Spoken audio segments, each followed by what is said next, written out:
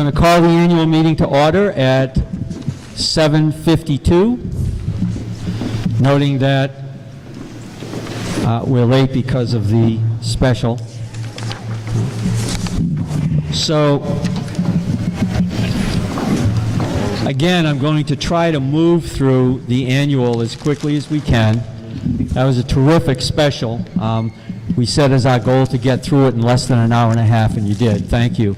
Let's see how we can do with this. So, at the annual, we usually start out by having, in the last few years anyway, the chairman of the Board of Selectmen speak and give us a brief overview, and then we'll proceed to some articles after the town administrator gives us a brief statement. Dan? Good evening, everyone. And I do just want to say, it's funny how many people came up and led off with, I don't know much about this marijuana stuff.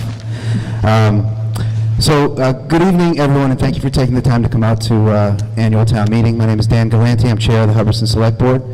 As we typically do, I just wanted to give a brief state of the town update to set the groundwork for our meeting tonight. In a moment, you'll be hearing from our recently hired town administrator, Ryan McLean. Ryan was hired after a very thorough search by our volunteer town administrator search committee, and after going through a detailed interview process with the board. Ryan comes to us from a regional veterans service director's position held in Melrose, Wakefield, Saugus, as well as the Army National Guard, for whom he's served since 2016. Ryan promised a lot on the way in, and he's delivered so far. It's been only a few months since he started, but we're proud of the leadership role he's taken within the town offices, and we hope he stays with us for years to come.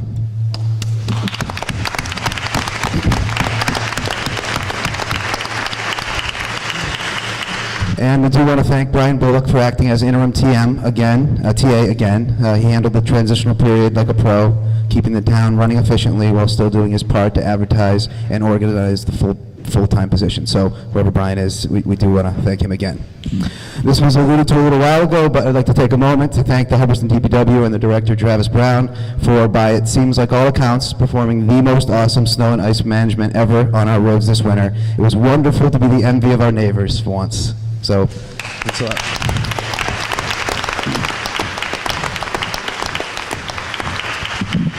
So speaking of roads, you've probably noticed that there's some construction going on in town. The state DOT has begun the reconstruction of Route 68 from Elm Street to the Rutland Town line.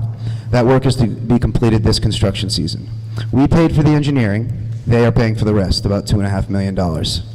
Also, we recently got the fortunate news that the northern portion of Route 68, either starting at High Street or the rec field, has been approved, bumped up to fiscal year 19, and will be performed next year. Again, we paid for the engineering, they ain't paying for the rest, about $4 million. In parallel to these two projects, as you may have seen out back if you showed up early, the Town Center Committee, which was organized in October of 2015 at the recommendation of the Board of Selectmen, has continued to engage in passionate discussions on how we can improve this central portion of our town while still sustaining Hubbardston's rural identity and significantly improving safety. For almost 3 years, the TCC members have shown remarkable energy towards keeping the possibility of this project a reality. A 25% design has been completed, which is a step that allowed us to submit the project to DOT for approval, which we did, and they approved the project. And so, if we as a town continue to pay for the remainder of the engineering, once again, the state DOT will pay around another $4 million to complete the full reconstruction of Hubbardston's Route 28 trunk corridor, hopefully by around 2021. So now, what about our crumbling back roads, you might ask? Well, we've been working on that too, beginning with the roads project a few years ago, which reconstructed around 10 miles of roads in town.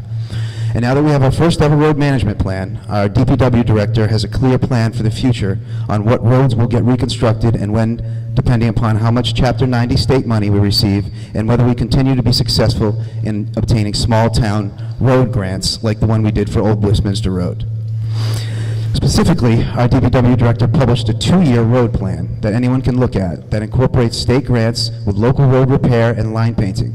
Route 68 and Flag Road are the focuses of large state grants exceeding $1 million, and locally the DPW is working on New Westminster, Adams, and Prentice Hill in fiscal year 19, and pending grants committed to Morgan, Highbridge, and Underwood. We're chipping away at it. Many of you are aware that there was a task force that had representatives of all 5 Quabbin towns working with the school committee to discuss potential cost-cutting options, as the school budgets are approximately 60% of our total budgets, and declining enrollment has put a real hit on how much state reimbursement we get. The task force, through studies performed by an outside agency, also discussed 12 different school closure consolidation scenarios to see what the financial impact would be to the school budget, and thus the towns. To make a long story short, there wasn't a heck of a lot of energy from anyone in any of the towns for shutting down a school, specifically not without a good repurposing plan, and still even then. So, through acquisition of a $100,000 grant obtained by the town of Hubbardston, we engaged the Central Mass Regional Planning Commission to think outside the education box and focus more on the region as a whole. So the task force was transformed into the Quabbin Educational and Municipal Partnership, the QEMP, with the purpose of studying 4 overlapping components: scenario planning, shared regional services, regional economic development, and cross-jurisdictional explorations, with discussions of how to utilize our existing building space with maximum efficiency.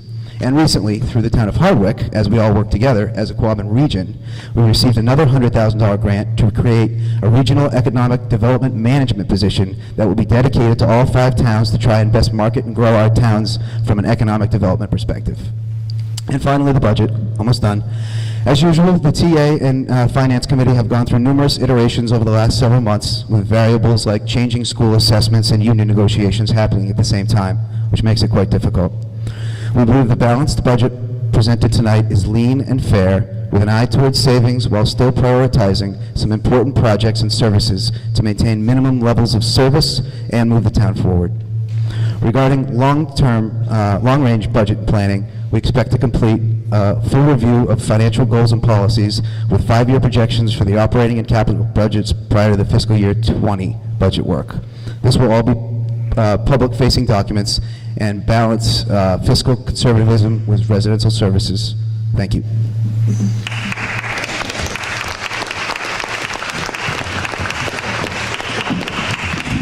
Ryan, would you like to speak for a minute? Our new town administrator.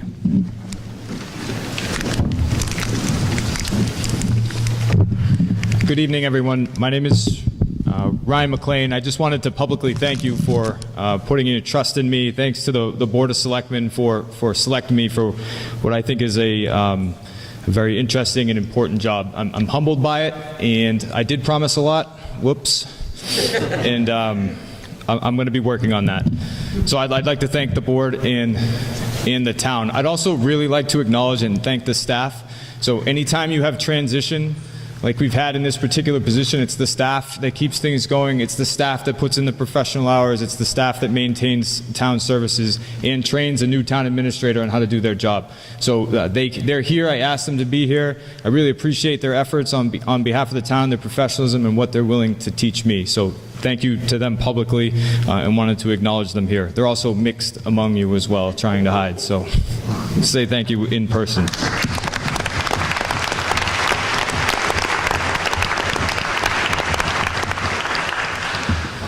So in order to continue what's been happening in the town and through the Board of Selectmen, I have met with Anita, Rayanne, and Brian to try and figure out what needs to be continued, what projects were worth moving forward.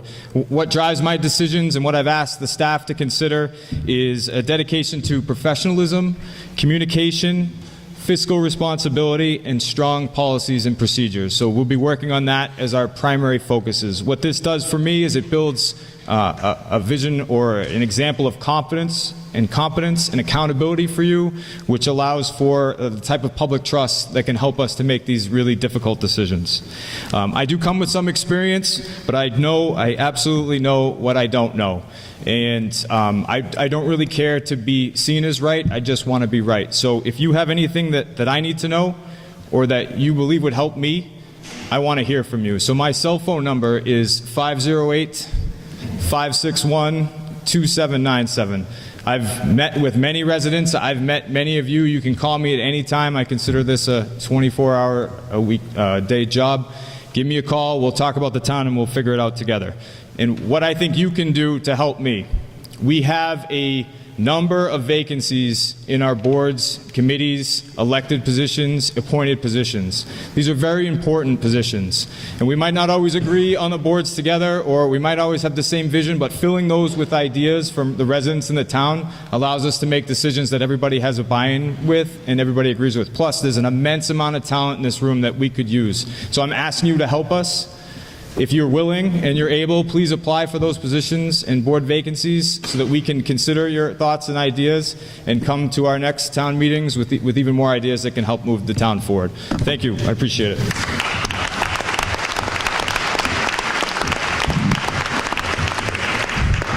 You know, I've been in front of the meeting for quite a few years now, and we've all seen changes. There's changes in the people sitting in front of us, but I would tell you one of the most profound changes that I've seen is the level of confidence that the town meeting has in the boards and in the committees who bring results and reports to the meeting and trust that they've done the job, done the work, and can trust the work that they've done. I can't tell you how significant that is. It makes my job as moderator easier. We have a select board, a FinCom, a Board of Health, a bylaw committee. Everyone that does the work on this, school committee people, they work hard, they work diligently, and that's why we have confidence in them. So I just wanted to put that awareness out there for all of you. That's why you feel good and we have good organized discussions and we're able to move on, which we're going to do right now. So, Article 1, choose the necessary officers, is done at the town vote. Next Tuesday is right, okay? So vote next Tuesday. The reports are available online and in the office. Will be online. They're being printed right now. Article 3, to see if the town will vote to authorize the Board of Selectmen to enter into agreements with Commonwealth Massachusetts Department of Transportation for the construction, maintenance, and public highways for the 12-month period July 2018. Motion made. Second. All in favor of the motion, please raise your card. Opposed, abstained, motion carries. Article 4, to see if the town will vote to accept educational grants and aid for fiscal year 2019 to be expended for authorized purposes by the Montezuma Regional Vocational Technical School and the Quabbin Regional School District. Motion made. Second. All in favor, please raise your card. Opposed, abstained, the motion carries. Article 5, to see if the town will vote to authorize the continuation of the following Holden Hospital account for fiscal year 2019. These are the stipulations of a settlement that was made a long time ago when Holden Hospital was closed. Do I have a motion? Made and seconded. Any discussion? All in favor, please raise your hand. Opposed? Abstained? The motion carries.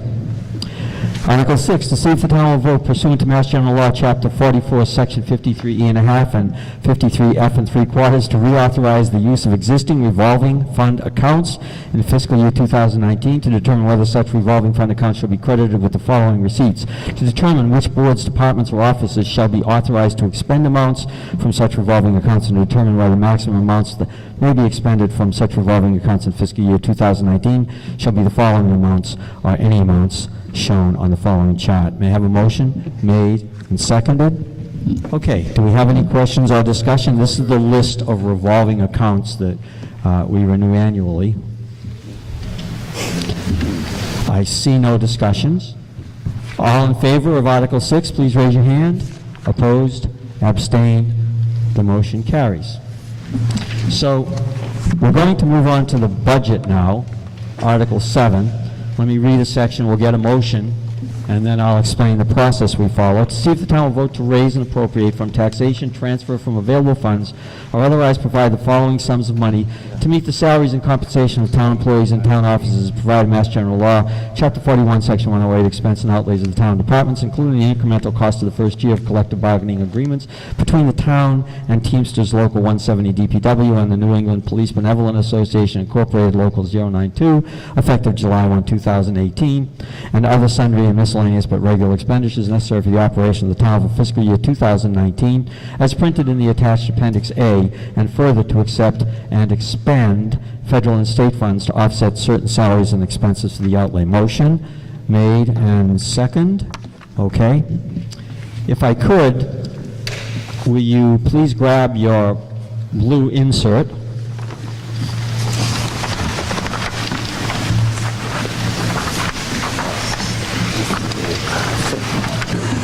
And if you open, so you're reading it the long way, I'm going to describe the process we've followed for quite a few years, and if the town meeting has no objection, we will follow it again. What I do is I will read a section, let's say general government, and instead of reading numbers this year, I think I'm going to read the name of the line items. The numbers are long, they're hard to follow, and somehow they've managed to print them small enough that half of us can't read them. So I'll read the names of the accounts. If a particular account you want to address, please say hold, raise your hand, and immediately approach the microphone so we can keep things moving. I will read through a section, or 2 or 3, depending on what kind of holds we've had, and then go back and address the holds. I ask that you try to mark the holds so I don't get, 5 sections later and you say, oh, I missed this particular one, can we go back? It just messes everything up. And once we've voted on some lines like total growth management will be the first summary we vote on, I will not go back for those sections. It's just too disorderly. Okay? Any questions? Is that procedure acceptable? Mr. Vratko? Which column are we voting on? FY19 Administrator, which is the second one from the right. So you have percent change, and then you have fiscal year 19 Administrator. That's the one we're voting on. Fiscal year 2019. Is everyone set on that? Thanks, Tom. Okay.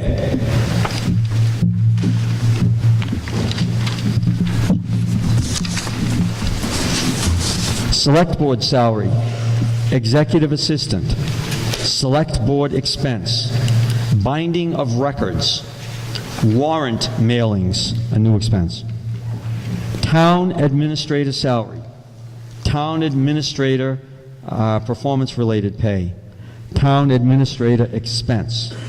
I see no holds. Next section, Town Clerk. Town Clerk salary, Town Clerk certification, Town Clerk expenses, Assistant Town Clerk, elections and registrations, Board of Registration wages, total. I see no holds. Accounting, Town Accountant salary, Town Accountant services, Municipal Finance Clerk wages, Town Accountant expense, annual audit. Assessors, Assessor's salary, Assessor Administration Assistant, Assessor's expenses, Assessor's contracted services, Assessor's maps. Treasurer Collector, salary, Treasurer Collector certification, Assistant Treasurer Collector wages, Finance Administrative Assistant, Treasurer Collector expense, Treasurer Collector payroll services, Treasurer Collector tax title expense, total Treasurer Collector. Legal services, Conservation Commission, salaries, expenses, total. Operations support, Town Office Utilities Maintenance, Building Maintenance, Custodial Services, a new line. Town Office phone, IT for computer maintenance, Town website, copier expense. Board of Appeals clerk wages, Board of Appeals expense, Planning Board. Planning Board expenses, Montechusett Regional Planning District, Master Plan, Planning Board clerk, a new line.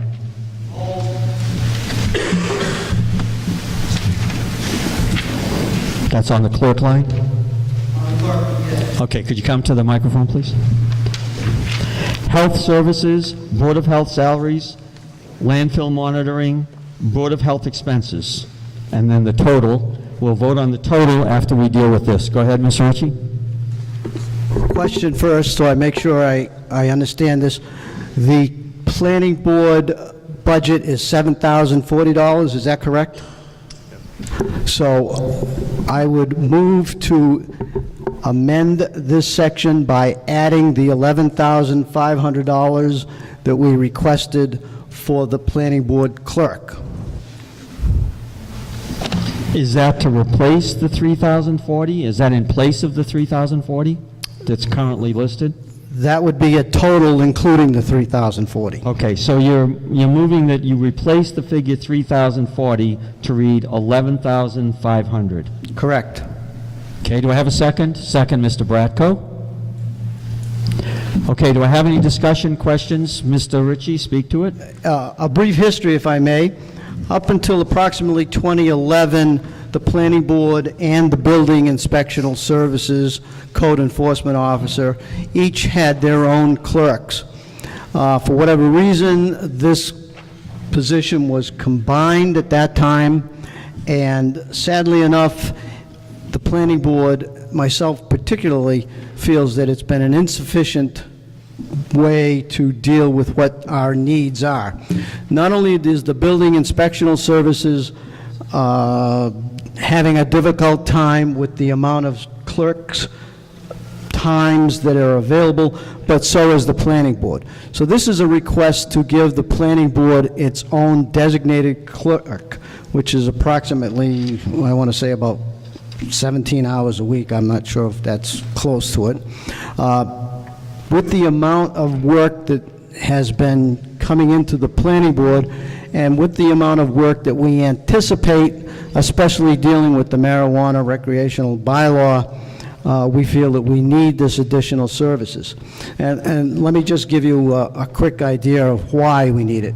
In the past, we've developed two specific bylaws, one being the rate of development bylaw. That allowed, the senior citizen development. That allowed developers, instead of putting in subdivisions, to do cluster zoning for senior residential homes in town. Those two senior residential developments that we have are not dependent on the town for services. We do not plow their roads. We do not maintain their roads. Those two particular developments bring in, thanks to the Planning Board, a total of approximately $250,000 per year in tax revenue that is virtually profit-free. The second bylaw I reference is the solar bylaw. We're in the process of deliberating over the commission of another solar farm. When that is concluded, that will bring approximately $400,000 in revenue to the town. So combined, we're looking at over $500,000 in revenue that the Planning Board's crafting of bylaws is bringing into the town, and therefore we think we should at least have some help with this, and we are requesting our own dedicated clerk. Thank you. Mr. Bratko? Are you just going to say ditto? I'd just like to say that when we combined the clerks, I think it was about 10 years ago, building was on the downturn, and there wasn't much going on in town. But right now, I think there's about 8 or 10, Ms. Patty, 8 or 10 houses being built with this new marijuana bylaw and all these other things coming in. We really need to have a separate clerk just to get the paperwork done. And as Vin said, and I'd just like to say thank you to Vin, because most of these bylaws that have been passed that have brought in almost $500,000 per year to this town have been the result of Vin Ritchie, because he's been the spearhead of this for many, many years.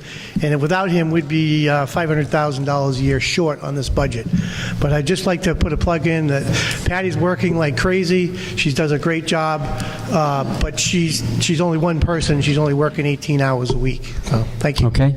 Paul? My name is Paul Flack, 9 Evergreen Road, Hubbardston.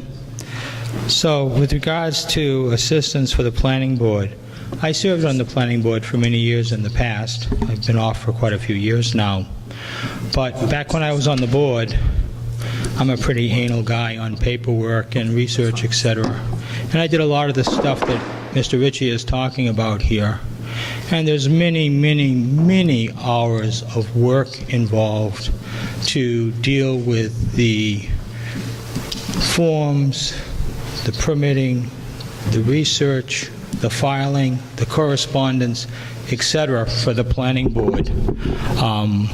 More than on a lot of the other boards. I've served on other boards, Select Board and whatnot in the past as well. And I think that the planning board probably has one of the, and the select board being the other one, I guess, have the two highest levels of demands on the board members to deal with this kind of administrative, bureaucratic paperwork. And I think the quality of the work that the board can do, unless you've got people that are a bit masochistic, will really benefit from them having this kind of assistance. Thank you. Okay. Town administrator would like to make a comment on why they budgeted as they did. Ryan? Oh, it's easier than it looks. All right, so the way, just so we understand the way it was budgeted, the $3,000 was an additional employee that was dedicated directly to the planning board in developing the minutes. So in analyzing the position, the primary driver of time in the planning office was the idea of having to dedicate 5 hours in some cases to meetings and then the development of the minutes. So that $3,000 would go specifically to paying someone to handle the minutes and the minutes only, which would take that off of the land use clerk, who's budgeted currently for 19 hours. It is a split position, so if this was changed to 11.5, that would have to come from free cash and would add another half of an employee. Okay. Do I... Late to the microphone, Thomas. Anyone else wants to speak, please come up now. I believe the logic that the only thing the planning board needs is meeting minutes and assistance with them is faulty. We have a huge backlog of filing needs and documentation needs and record keeping that is piling up, and we're really trying to dig our way out of a hole. We're not trying to inflate the position or in any way spend money unwisely. Thank you. Are there any other questions on this? So the motion is for the line that says Planning Board Clerk, new, for that line to read 11,500 in place of 3,040. All in favor, please hold up your card. All opposed?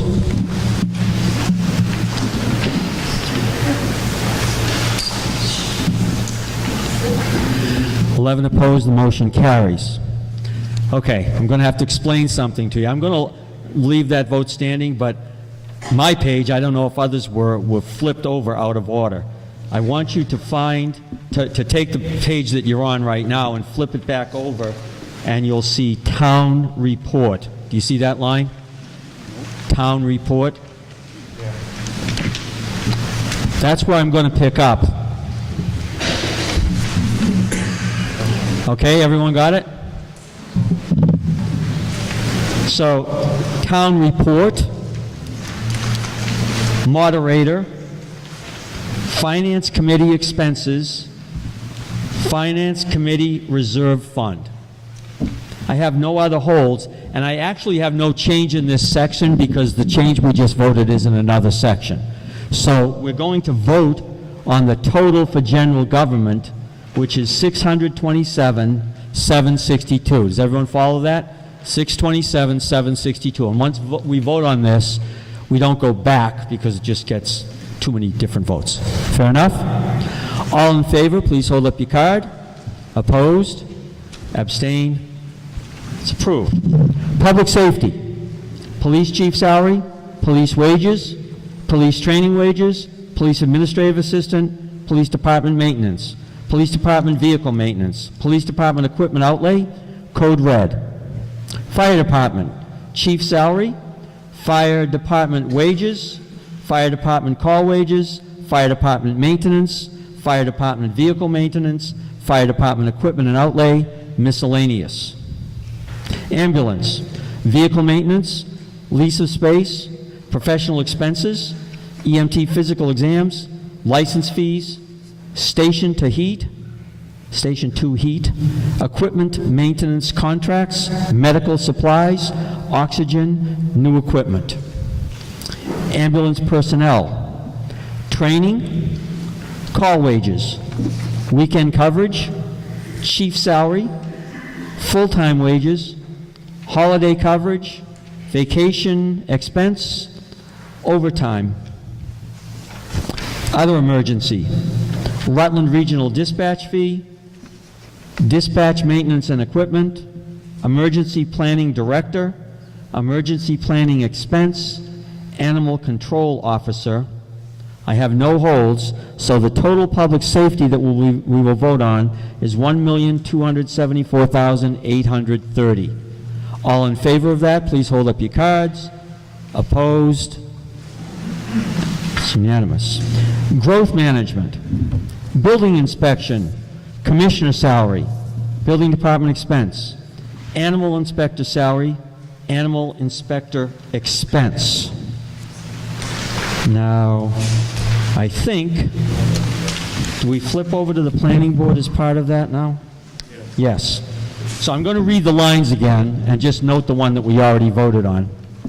Planning board expense, Montechusett Regional Planning District, master plan, planning board clerk, which is the one we voted on, Inspectional Service Board of Health and Concom Administrative Assistant, Land Use Administrative Assistant, Health Service, Board of Health Salaries, Landfill Monitoring, Board of Health Expense. And then we have a total which is amended. Do we have the total, Joyce?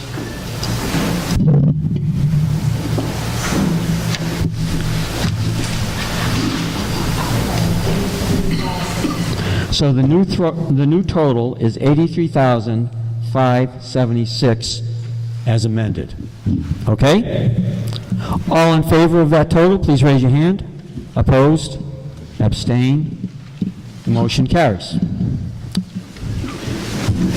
Total education, Quabbin Regional School District assessment, Montechusett Regional Vocational Technical, Quabbin Ed Support Center, Quabbin Regional Middle High School construction bonds, Quabbin Regional High School District green repair.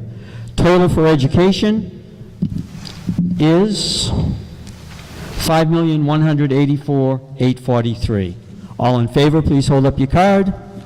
Opposed? Abstain? Unanimous. Public Works and Cemeteries. DPW Director, DPW wages, DP Administrative Assistant, Public Work expense, municipal lights, total DPW road maintenance, total general highway, total equipment and machinery, employee overtime, highway winter outside wages, equipment, supplies, and materials. Do you have a hold, Jamie? I do, yes. What, have I said it yet? Yeah, you did. General highway. General highway. Okay. Plowing of private ways, highway winter materials, highway winter fuel.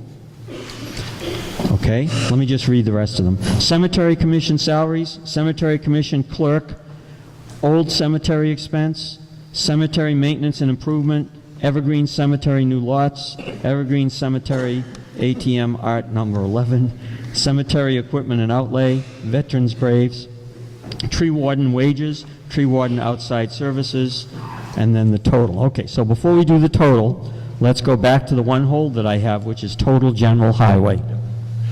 Jamie Pitney, 52 Berry Road. I don't know if it's necessarily in this line item, but I have a question regarding the DPW budget in that, given how town meeting voted on the special town meeting regarding the sidewalk bylaw, are we, or I guess maybe even regardless of that, does this budget reflect the highway needs for one of the equipment that was being bid out on? And if it doesn't, should we have a placeholder for What would the status it? be on that? Select board? Which equipment? I don't understand. The sidewalk? Yeah, Whatever that fancy. I don't think they said they're getting pricing on it. I don't, for it to go out to bid, the town would have to appropriate to do that, right? Right. Which wouldn't be a line item here, it would be a capital expense we'd have to approve, am I right on that? So Well, that depends would, on how you want to pay for it. that would have to be either absorbed in this budget, which would be impossible, or incorporated into a capital plan. So what Travis was speaking to was the idea that to continue to stretch our small DPW staff and equipment to handle sidewalks is going to eventually require replacing our very outdated sidewalk plow, which is going to have to be considered at some point and has been estimated to be what Travis said earlier. Right, but I guess my question is the time now to consider that, or for this coming winter, or is that like a fall special town meeting? I would not. Because I mean, he's already said we're small on staff and it's a 50-year-old machine. So I just don't want us to get caught shorthanded. It stays status quo. Get the microphone. Okay. I mean, it stays status quo right now because they were doing it as it is.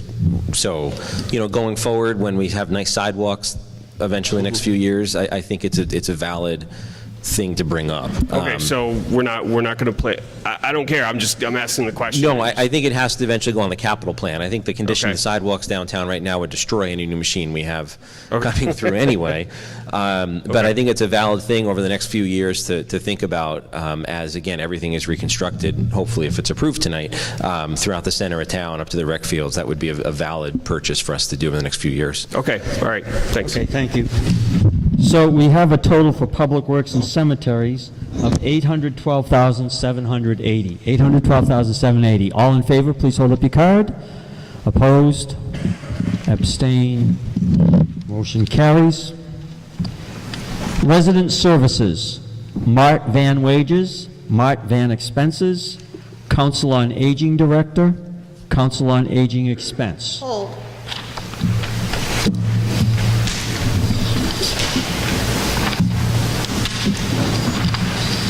Veteran Services Officer, Veteran Services Expense, Veteran Training Expense, Veteran Benefits, Veteran Flags.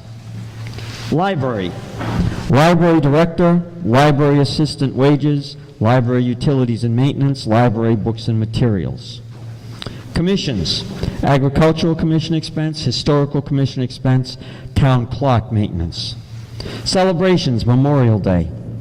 Park Services and Expense. So I have one hold. Laura, you have a hold on Council on Aging expense. I most certainly do. Laura Foley, 12 Pitcherville Road. I'd like to direct everyone's attention to the amount, $3,000. That's laughable. Why is it so low?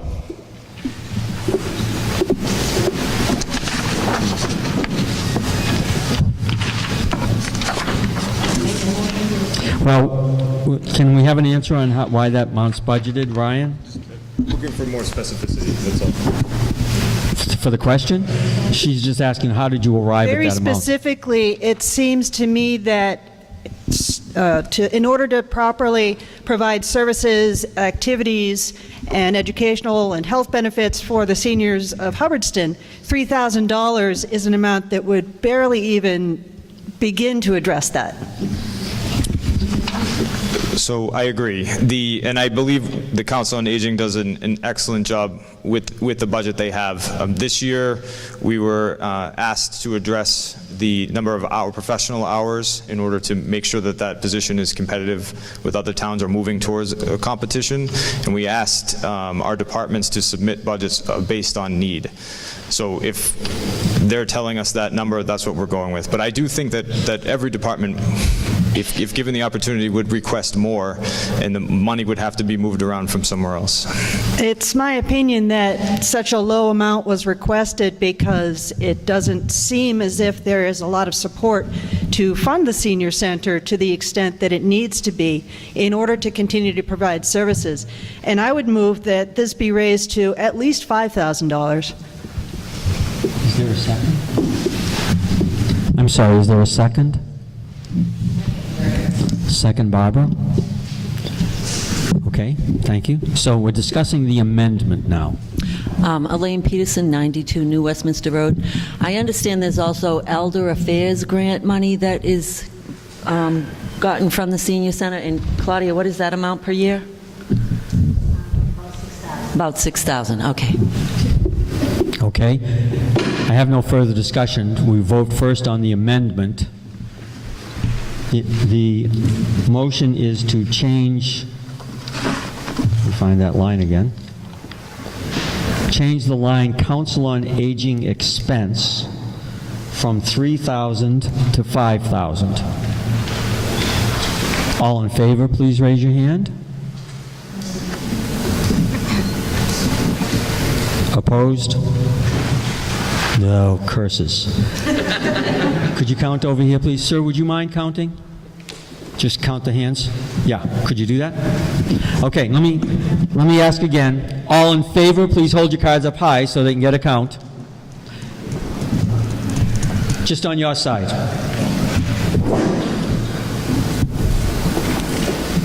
They just asked me, I would have done it.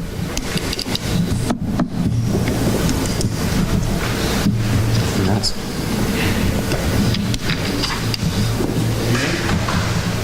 38 on the side? Got it. 9, sorry.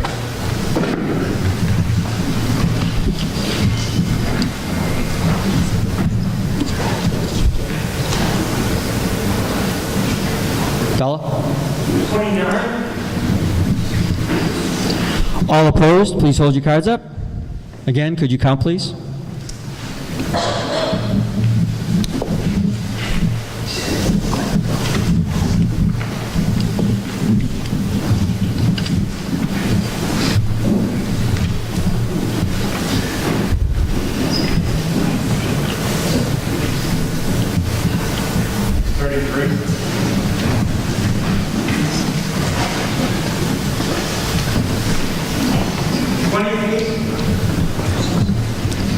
Okay, the motion prevails. 68 to 56. Okay, so we can vote now on the entire total resident services. If you go to that line that says total resident services, the amount would be $179,773. So the amended amount is $179,773. All in favor, please hold up your cards. Opposed? Abstained? Motion carries. Last section, debt services. Interest on short-term debt, 2013 road project, 2013 roads project, DPW six-wheel dump with plow, DPW six-wheel dump with plow, DPW six-wheel dump with plow, DPW six-wheel dump with plow, HFD engine 3, HFD engine 3, HFD engine 1, HFD engine 1, SGT SUV bought in 2014, SGT SUV bought in 2014. Holds. Insurance, Worcester Regional Retirement, Chapter 32B Health Insurance, FICA assessment, unemployment comp, general insurance, workers' comp insurance, insurance other, VFIS bonds, property and casualty, professional liability, and then total. I have no holds, so let's vote on the total unclassified. The number is $860,392. All in favor, please hold up your card. Opposed? Abstain? It carries. We now need to vote on the total operating budget. At the bottom of the page here, it's $9,013,495. I'm sorry, what's the amended? We have amended amount, $9,023,955. Does that include the other one? It does. Okay, so that's the amended amount. Yes. Just a question, Ed. With the two amendments that we voted on, do we have to vote to give authorization to draw from free cash? Or is that implicit in the motion? Was that implicit in the motion? We're going to take it from free cash? Because you said that when we did it. That was answered in the question. Let's make a note that it's understood. Okay. Okay, Joyce? Thank you. Any other questions on the final total I just read? That's the amended total. Yes, Ryan? Just give us one. You need a minute? Yes. Okay.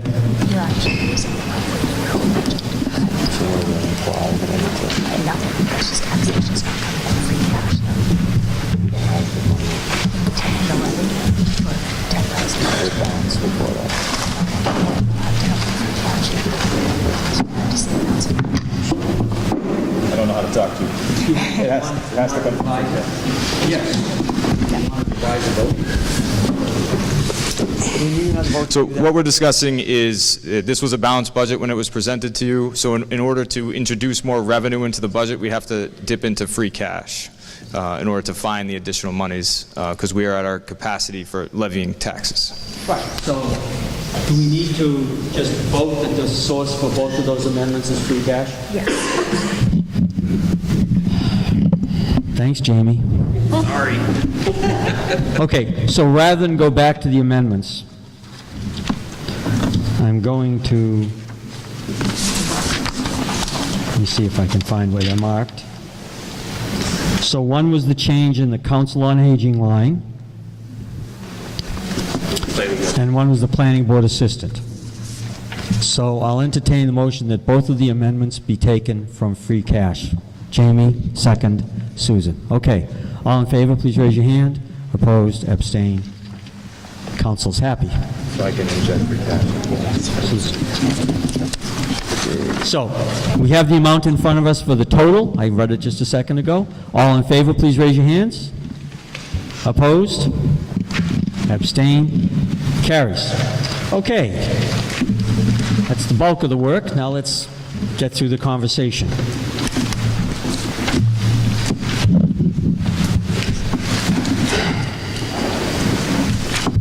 Article 8, to see if the town will transfer from free cash the sum of $15,000 to fund senior citizen work-off tax abatement program for fiscal year 2019.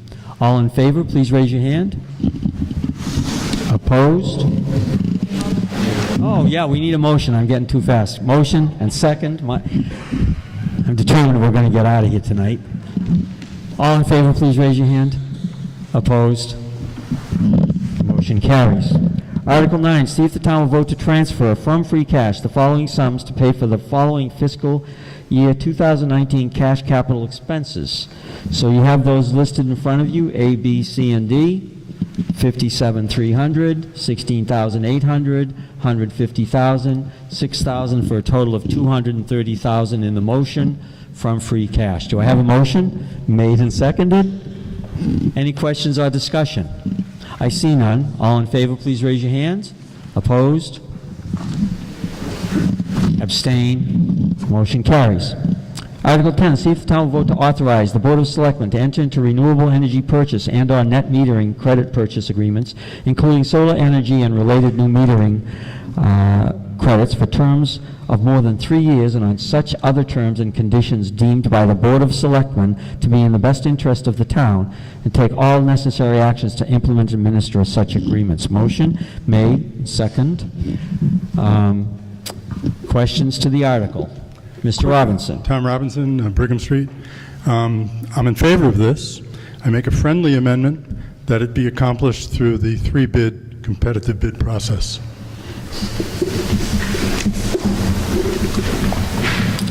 Makers of the motion, are you able to accept that adjustment? This is already agreed. And then town meeting vote.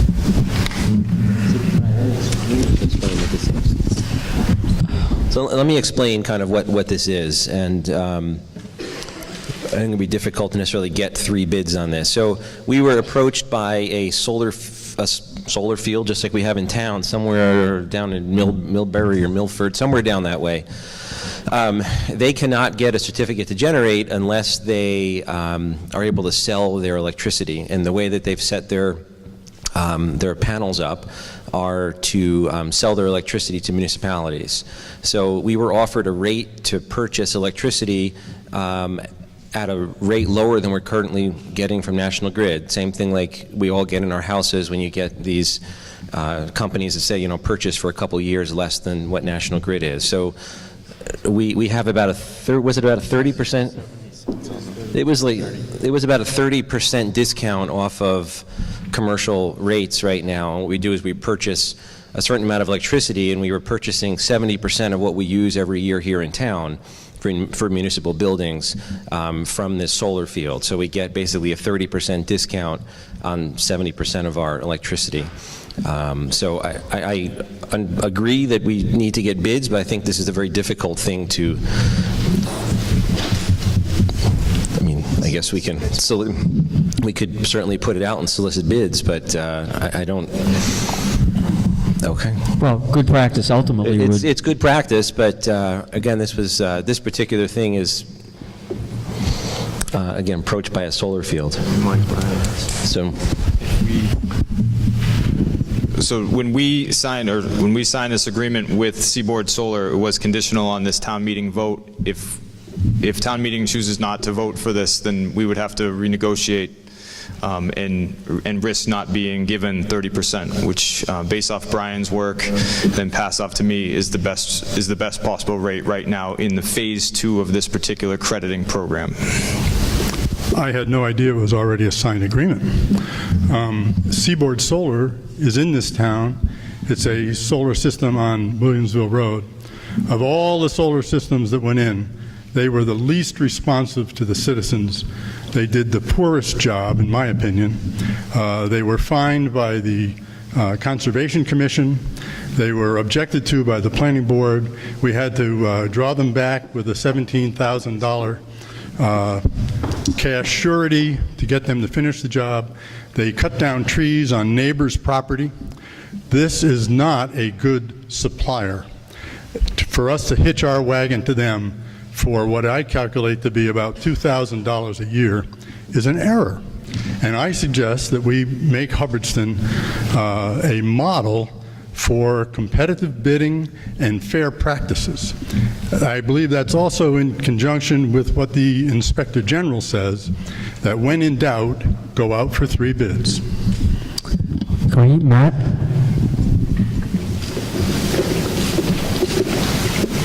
In the article, it mentions for 3 years or more. I understand it would be for a 20-year period that we'd be contracting for this power. I think nobody can predict in 20 years how low the price of power will go as solar panels and windmills get more efficient and the price comes down.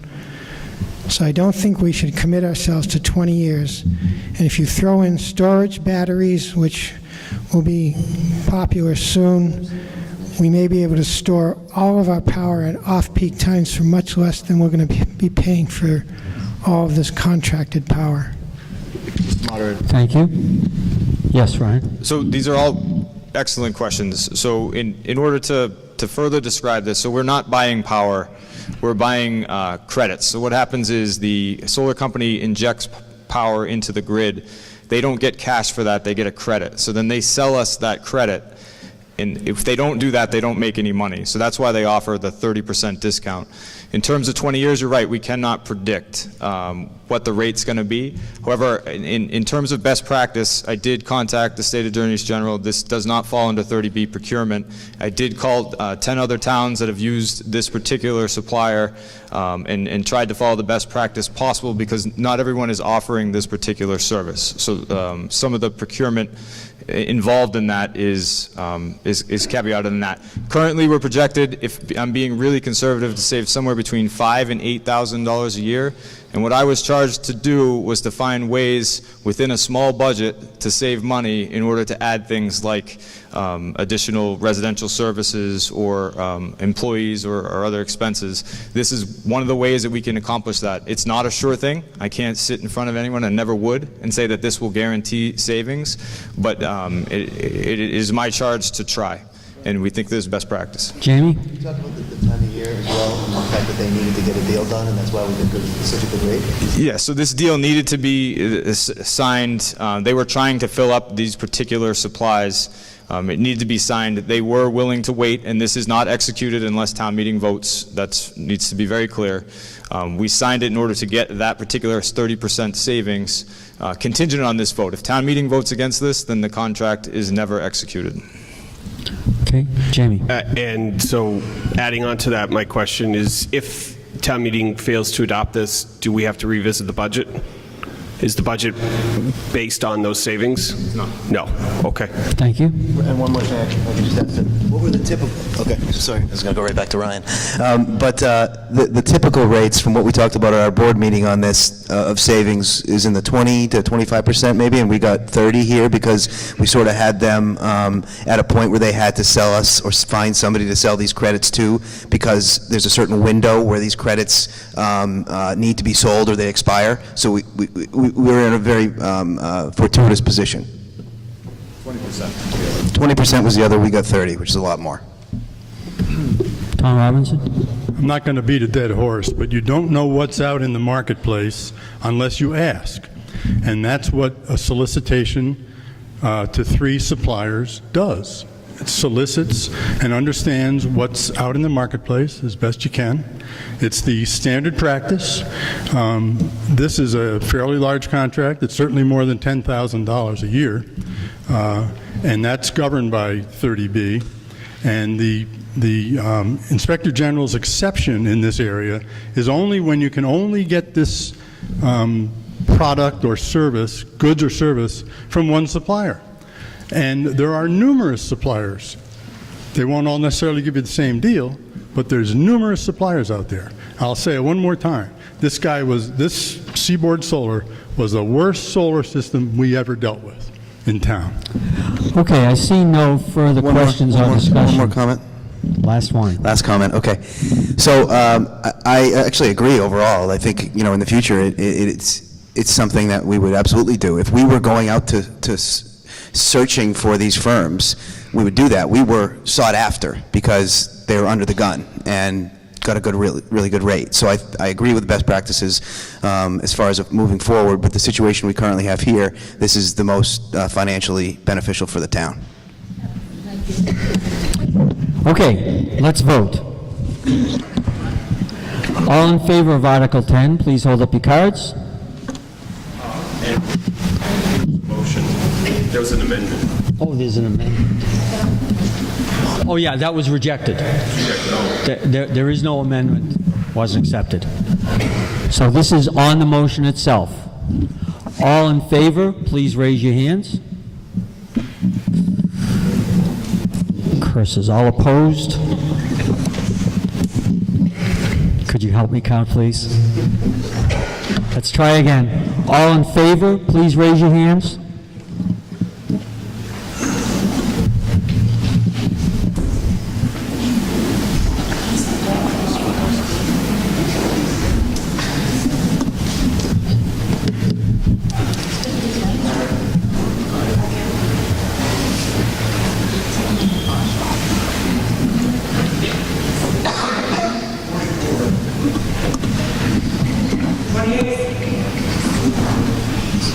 All opposed, please hold your card up.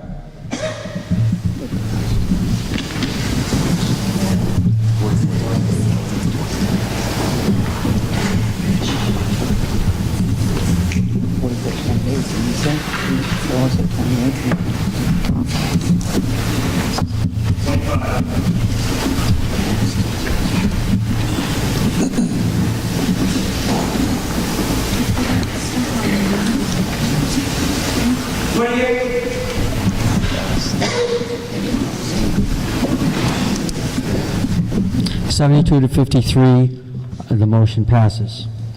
Article 11, see if the town will transfer from free cash the sum of $3,000 for the purpose of funding an updated wage and job classification study in fiscal year 2019. Motion made, second. Questions or discussion? All in favor, please hold up your cards. Opposed? Abstain. The motion carries. CPA articles. Article 13, see if the town will vote to appropriate... Oh, I'm sorry. To see if the town will vote to transfer from free cash $1,734 for the purpose of funding a cafeteria, steamer, and kettle with a combi oven for Hubbardston Central School. Yes, Mrs. Marshall, Superintendent of Schools. Assembly passed this article. I will say that because it appears that there may be some confusion as to the numbers regarding the comment on other matter that should be sent over to you. I don't think this number is accurate, unless I prefer we pass over it and revisit the fall if that is appropriate with the select board. So if there's no objection, we have no motion on the article, and we'll proceed to the next article. I see no objection. Fails for lack of a motion. Okay, now we can do CPA articles. See, I was way ahead of myself there.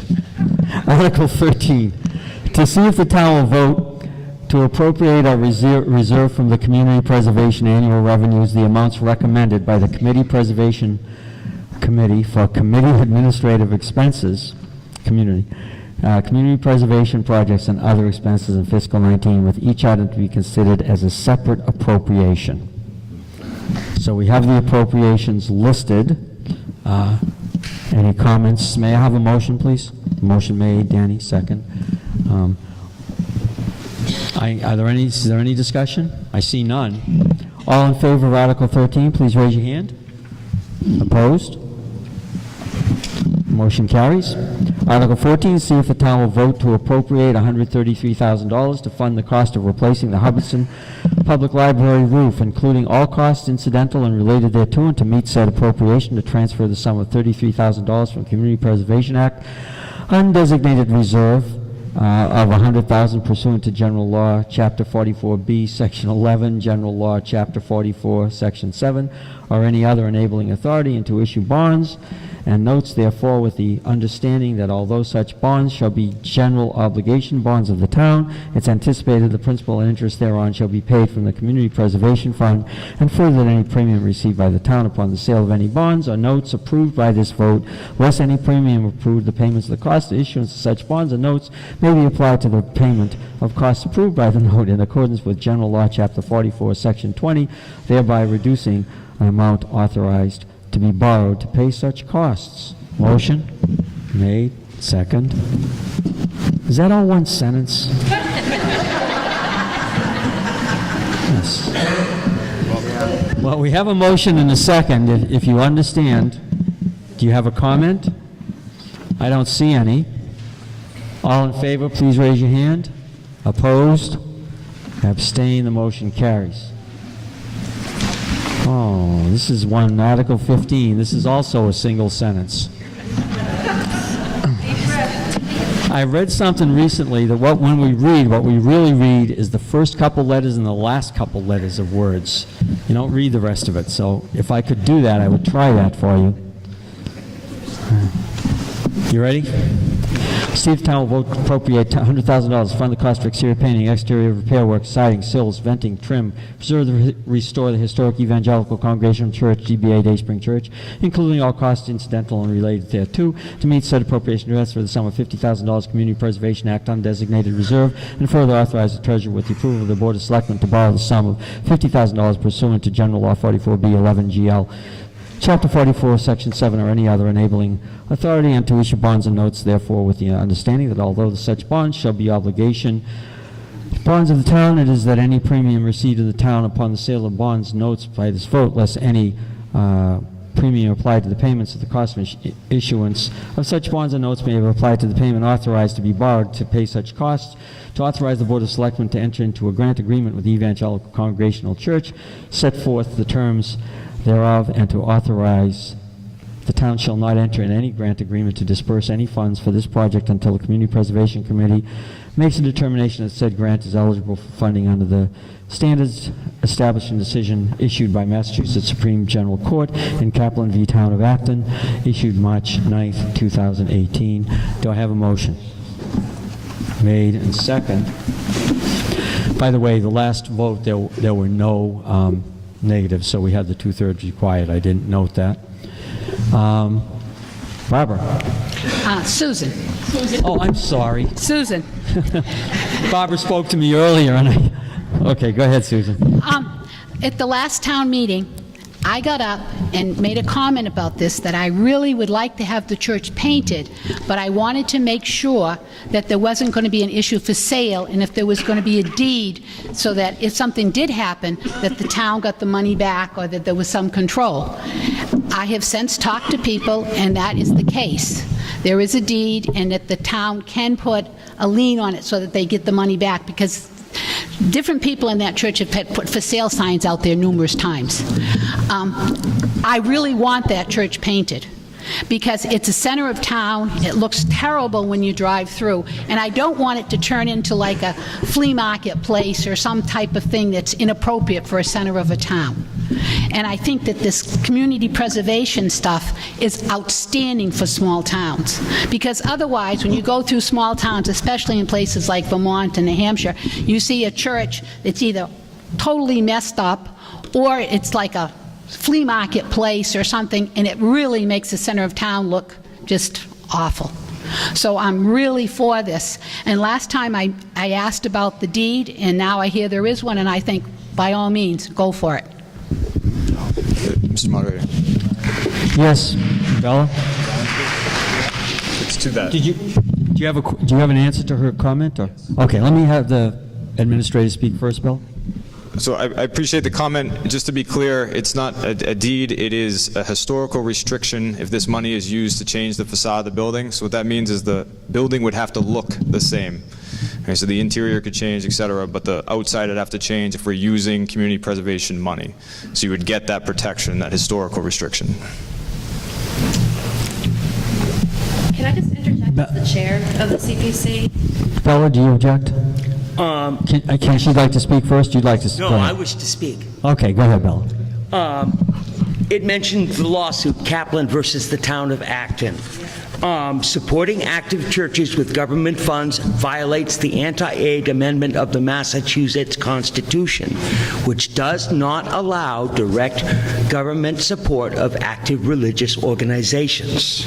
If I may read further, the Massachusetts Constitution's anti-aid amendment states, "No grant, appropriation, or use of public money shall be made or authorized by the Commonwealth or any political subdivision thereof for the purpose of founding, maintaining, or aiding any infirmary, hospital, institution, primary or secondary school, or charitable or religious undertaking which is not publicly owned and under the exclusive control, order, and supervision of public officers or public agents authorized by the Commonwealth or federal authority or both, and no such grant, appropriation, or use of public money shall be made or authorized for the purpose of founding, maintaining, or aiding any church, religious denomination, or society." Historical preservation is a worthy goal, but it doesn't justify violating the Constitution. Okay, Thank Bella. you. Thank you. Well, you're going to have to wait. You've got... Go ahead. Hi, I'm Danielle Everkellian from High Street in Hubbardston, and I'm also the chair of CPC. I just had to correct one thing that was said by you. There would be a deed restriction that they couldn't change the historical look, but there would be nothing in there saying they have to pay back the grant if they sold the property, which I think is what you kind of indicated. So that wouldn't happen. Right. And as far So you're saying that's not possible to happen? No, we couldn't get the money back, because we did check on that last time, and they say we can't do that. Okay. Because we're paying for the preservation. Stand closer. Oh, because we're paying for the preservation, we're not paying. That's what they did. They preserved the building, so we've gotten what we paid for. If they turn around and sell it, that doesn't affect what we got out of it, which was the preservation. The other point is... Is there any additional restriction with respect to the preservation if it were sold? The building would still have to maintain the historic presence that it currently has. Okay. So that would be one of the requirements. The other point of it is the Supreme Court, Mass Supreme Court, did rule that we can support a church building, we can't support a religion. So if they were asking for like a stained glass replacement or something like that, we couldn't support that, but we could restore the building. Okay. Could you sort of stand by in case there's a question that you have to answer? Go ahead. Let's just speak over the mic. Hi, my name is Mary Bellotti, and I'm a member of the church, Evangelical Church. I am not from Hubbardston. However, Are you, wait. I'm sorry? You're not a member of the meeting? You're not a voting member of the meeting? No, I'm not. Last time that we were here, we had misunderstood that we wouldn't be able to speak, but we were told simply otherwise that we could come up and speak, Well, so no, I apologize. That's not correct. Is it not? I thought that the body could vote to allow outside members to speak, similar to what we do That's with true, this. or I can allow it without objection, but you can't just walk up and speak. Well, she didn't know that part. I understand. I'm trying to get a word in so that I can say that. I'm sorry. So if there's no objection, I'll allow I object. okay, then we have a vote of the meeting. I'm sorry, what's your name? Mary. No, your whole name. Mary Bellotti, From? Worcester. Okay, Mary Bellotti from Worcester would like to address the meeting. The chair is inclined to allow that for a brief statement. Is everyone in the meeting who is in favor of that, please raise your hand. Opposed? Mary, please address the meeting. Thank you, sir. I would like to very specifically address the idea of this church to be sold. There is an actual original deed to that church, and it states very explicitly that that building will only be used as a place of public worship, and it cannot be used for any other purpose. So therefore, the unfortunate happenstance in the past from a previous leader was unfortunate, and on behalf of our church, we are no longer, by the way, known as Day Spring Church. It has been voted to be known as the Evangelical Church of Hubbardston. But unfortunately, that church cannot be sold as anything. It can't turn into a Dunkin' Donuts. It can't turn into a flea market. The original deed literally states that it can only be used as a place of worship. And so very clearly that it will remain a church. Also, we just want to thank, we have a very small congregation right now, and we have been working diligently on some of the inside things that need to be addressed so that people can come and be comfortable there. So we apologize that we have not been able to address the outside. If it were a matter of us going out and scraping and painting, we would do it in a minute, but it has lead paint. And so we have restricted in that we cannot do that. Environmentally, we can't do it. We so appreciate over the past year the number of people who have come to stop in, say hello, show their support. The senior center has been wonderful. The Community Preservation Committee, we appreciate you so much, and we appreciate this town very much. We want to be a blessing to this town, not a hindrance. And if there was anything in the past that caused offense, then we apologize on behalf of the church. Thank you, Mary. Next.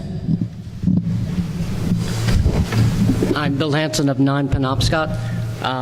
Later on, we are going to be voting, we voted part money for the library roof. Later on, we're putting the rest of the library roof up for a Prop 2.5 override, something that never passes, so I don't see why we should be spending $100,000 on a building that is not owned by the town, and then we're forcing the library to go for a Prop override, which again, never passes. So I'm opposed to this, and I think we should be spending it on the library, not on the church. Thank you. Bella, second time? Yes. While I sympathize with the Evangelical Church of Hubbardston, I would point out that if their congregation is too small to support the building, they should find a smaller building. Thank you. Ed? Ed Blanchard, 23 East Concord. Ed, you're going to have to, yeah. My question is to the Finance Committee. I notice all of these CPA articles, we're also doing a borrowing. So does that mean we don't have the current CPA funds to fund all of these articles? So therefore, we're borrowing into future funds that the town may appropriate or may not appropriate. I'm sorry, I keep overlooking the FinCom recommendation. FinCom, would you like to comment on it? Oh, thanks. All right, can you hear me? Good. That's right. We've recommended these articles, and we recommend the borrowing that accompanies it. The borrowing into the future, so the cost of the borrowing would be borne by the town. That's right. Okay, thank you. Thank you, sir. Yeah, paid by repaid by the Community Preservation Committee funds. I'm sorry, did you get that, Ed? Did you get that, Ed? Okay. Okay. Sir? My name's Scott. I live at 27 Old Colony Road. I moved to town a couple of years ago, and every time I drive through the center of town, I see that church. It definitely needs a paint job. To see that church be restored to its historical nature would definitely be something that my heart would love to see, and I just wanted to stand up and say that in front of everybody. Thank you, Scott. Okay. I think we've had full comments. We're on Article 15. Please note there is a note at the bottom of your page that says Article 15 asking voters to approve capital outlay exclusion, which is temporary Prop 2.5 override. Capital outlay exclusion requires this article to be approved and successful passage as a ballot question. That's the library. Says Article 15. Okay, that's a misprint. Should be Article 17. Sorry. So Article 15 does not require that. So if there are no further questions, let's move to a vote on Article 15. All in favor, please raise your cards. Opposed? We need 2/3, so I'm going to have to count again. Let's try again. All in favor, please keep your cards up high so we can get a good count.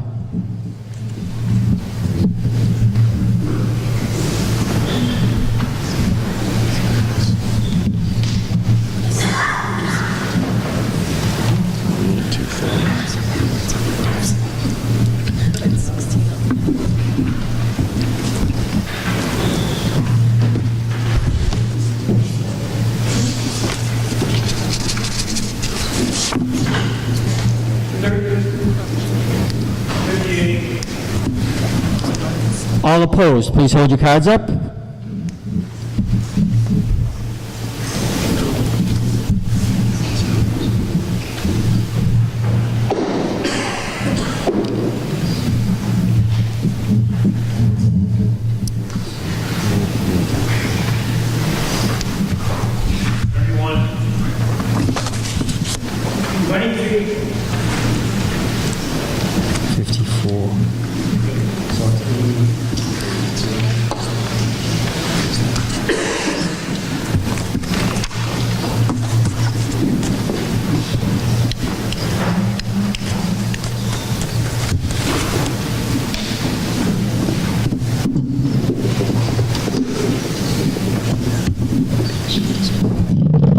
The Article 15 requires a 2/3 vote. It got, which is 66 and 2/3. It got 62%. The motion fails. Article 16. I'm reading a lot of the same stuff twice, so I'm going to avoid that and just read down the part, and all the other legal language is the same. To see if the town will vote to appropriate $76,620 to fund the cost of repairing and replacing the roof and thereby restoring and preserving the historic First Parish Unitarian Church of Hubbardston, including all costs incidental and related thereto, and to meet said appropriation to transfer the sum of $35,000 from the Community Preservation Act Historic Reserves Fund and $3,310 from the Community Preservation Act Undesignated Reserve Fund, and further to authorize the treasurer, with approval of the Board of Selectmen, to borrow the sum of $3,500 pursuant to General Law, Chapter 44B, Section 11, General Law, Chapter 44, Section 7, or any other enabling authority, and to issue bonds therefore, with the understanding that although such bonds shall be general obligation bonds, it is anticipated the principal and interest paid thereon shall come the Community Preservation Act. The rest is stuff I've already read, except down below it says First Parish Unitarian Church. Okay? May I have a motion, please? Motion made, Dan, second. Okay. Yes, hi. Hi, I'm Nancy Hubbard, Twin Hill Road. I am the current clerk of the First Parish Unitarian Church of Hubbardston on the Common, and I wanted to speak to the article on the warrant in regards to the CPA grant for the repair of the roof on the building of the First Parish Church. First, I'd like to thank the town, the townspeople, the town boards, and all the people who come and support the church. The church is a very active congregation in town. And also to note is we currently have a historic preservation restriction on the building from the town, as well as other entities, which I'll talk about in a sec. So, as most people know, the church on the Common is also the original meeting house of the town and home to the First Parish. It was originally built in 1773. The church members had the building added to the National List of Historic Buildings and the State List of Historic Buildings in the year 2000. At that time, the historian we hired to help us researched and discovered that our building is only one of 3 16th century wooden structures still standing. That's pretty incredible. When asked, most of the other structures have been consumed by fire. She also thinks that our church is the basis of the nursery rhyme, Old Mother Hubbard. As Thomas Hubbard's estate was depleted at the time of his death, and he could not provide the windows for the meeting house as promised when the town was named for him. The building has always been used as one of the town's large community gathering places. The building currently is used weekly for church services, Sunday school, and parish committee meetings. In addition, weddings, funerals, dedication of children, as one would expect of a church. Our building can be used and is used by members and friends and rented by others for many uses and community events, birthday parties, baby showers, wedding showers.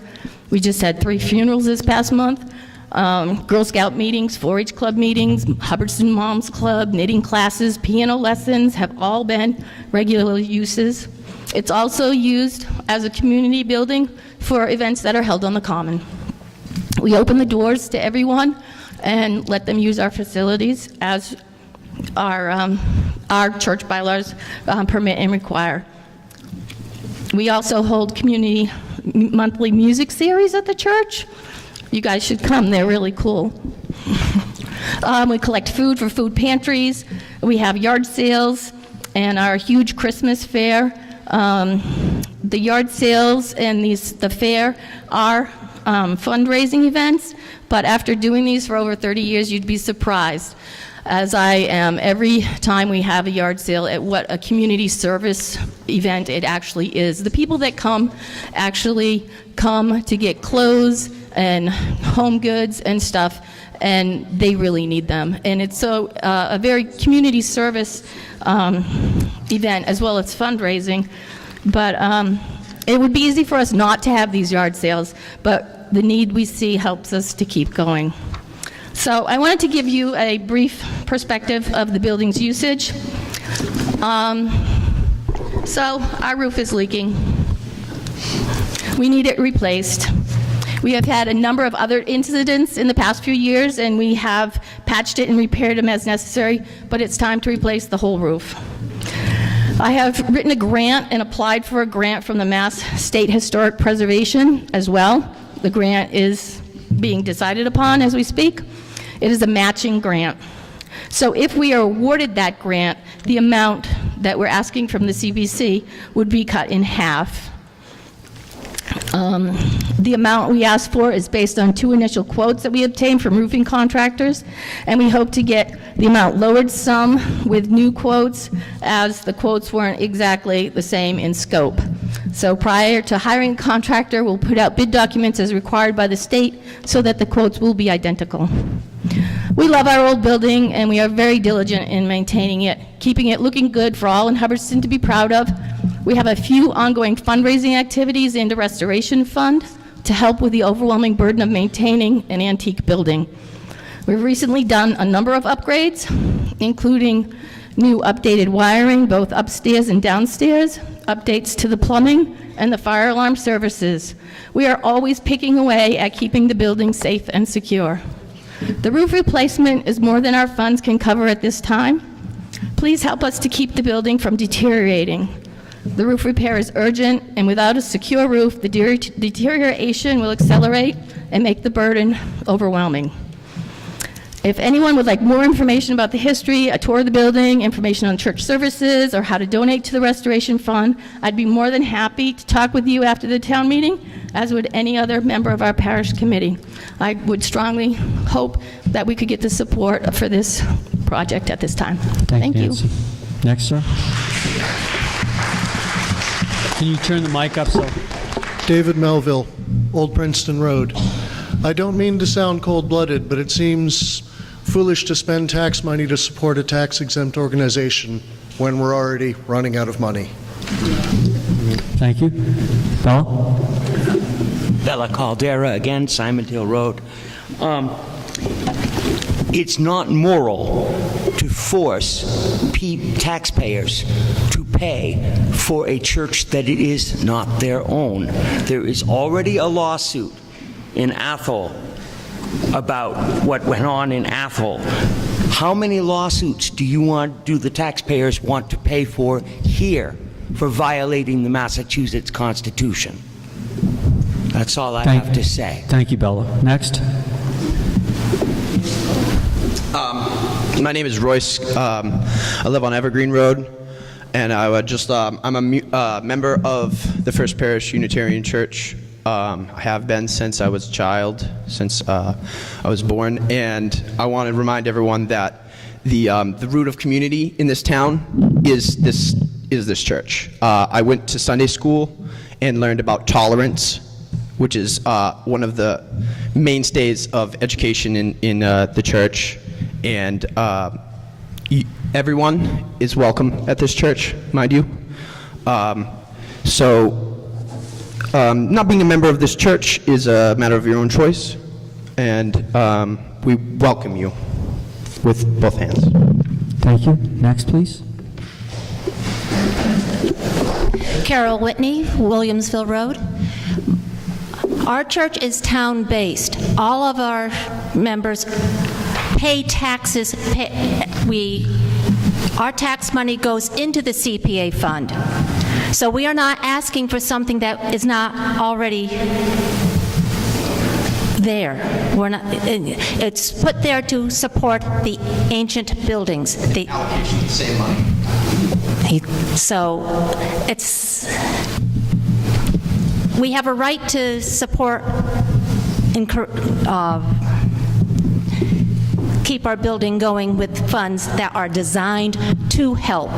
So we're not asking for something that we don't really have a right to. Thank you. Scott?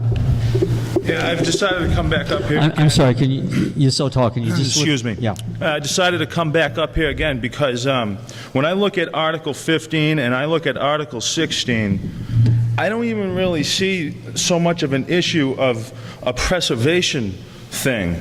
When I look at churches, especially churches of God, I think about the hearts of men, because the church of God isn't even necessarily the building.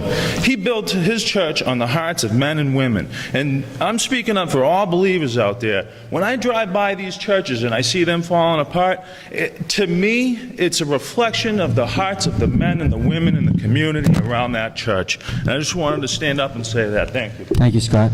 Next, please. Hi, Mary Taylor, Main Street. One point to Mary, be made. a little closer. Sorry. One point to be made about the Unitarian Church, as it speaks to its public purpose, is that it houses the town clock. So if our roof is leaking, the town clock is in danger. So that is something that the townspeople need to take note of as well. Thank you, Mary. Thank you. Next, please. Chassie? Yeah, I would like to address two things. I would like to address Bella's comment again that the case of whether or not the state should pay for a religious building has been taken to the Massachusetts Supreme Court, and the Supreme Court has ruled that it is not a violation to use public funds to pay for a church if it's for a historical reason that is not religious in nature. In Acton, they were trying to repair a stained glass that had a window that had religious icons on it. All they're trying to do with this building is to repair the building. That is point number one. Point number two is we have always tried to use CPA funds to leverage other money. So I would like to address the library roof. CPA funds have been used to pay for the library roof, to partially pay for the library roof. The CPC committee was told that there is a Mass Historical Commission grant that could be used to raise up to $100,000, and the hope is that these CPC funds will be used to match the historic preservation grant, thereby allowing these funds to be used for other buildings in the town. It would be a shame if all the projects, the CPC projects, just used 100% CPC money and did not try to get other grants, such as the Unitarian Church is trying to do, and as I believe the library, at least we were told, the library was going to try to do. So we are hoping that the $100,000 that has been put forward as a debt exclusion will be paid for by a Mass Historic grant. Thank you. Next.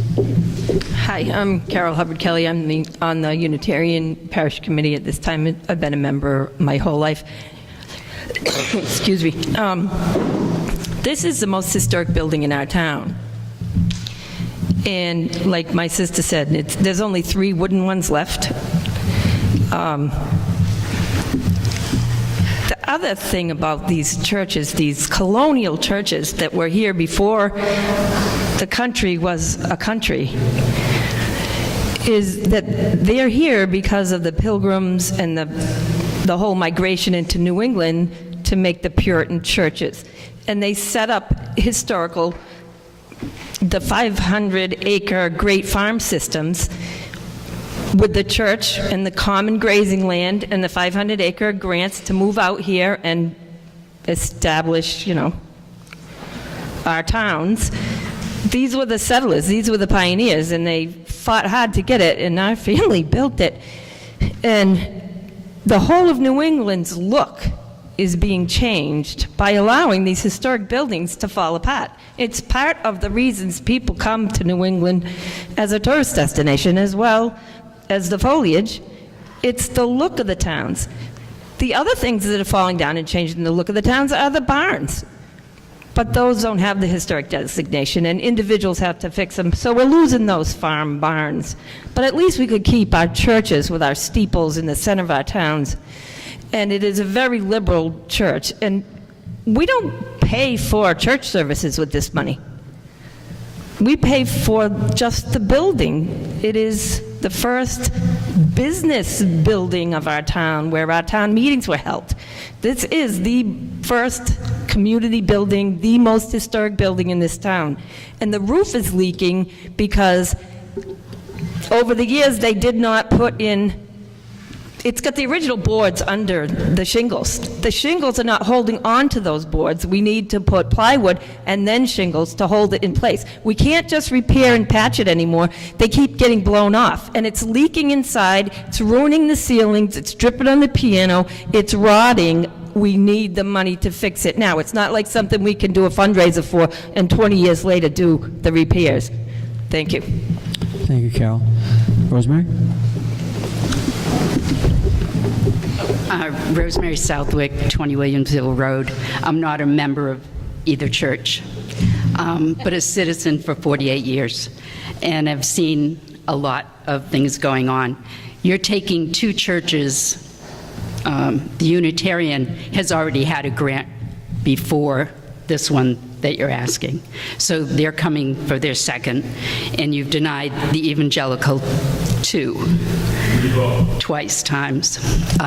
So let's not get political, let's not get religious, but what's fair is fair. And I think that with the blessing that the Unitarian Church had on their first grant, that maybe their church could have been, and they have support, they have income. I would think on a personal note, that if you need a roof, it could have been planned for. So I'm disappointed as a taxpayer. I would rather not fund either church, because if you can only fund one church twice and the other church deny twice, I just think it's going to cause a lot of problems in the town. Thank you. Thank you. Hi, my name's Jerry Wayland. I live on Mount Jefferson Road. I've been in town about 5 or 6 years. I grew up in Orange. Most of you have been there. There was Putnam Hall downtown, an old opera building. Beautiful. Awesome woodwork, all kinds of really neat old character. And people talked about it for years and years. What are we going to do with it? What are we going to do with it? And it's now a brownfield. I've heard figures of about 100 empty houses in Hubbardston. I don't think we're going to fill them if we have 2 brownfields and a Mr. Mike's. Not only do I think we really need to support this, but I would make a motion to go back and revote on the Dayspring Church, because if we don't keep those 2 buildings alive and beautiful, nobody's going to want to live here.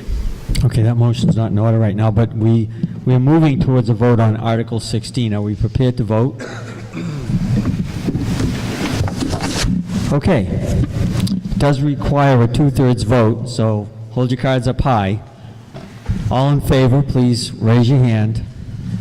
We are going to have to count. Do you mind helping again, Bella? Please count.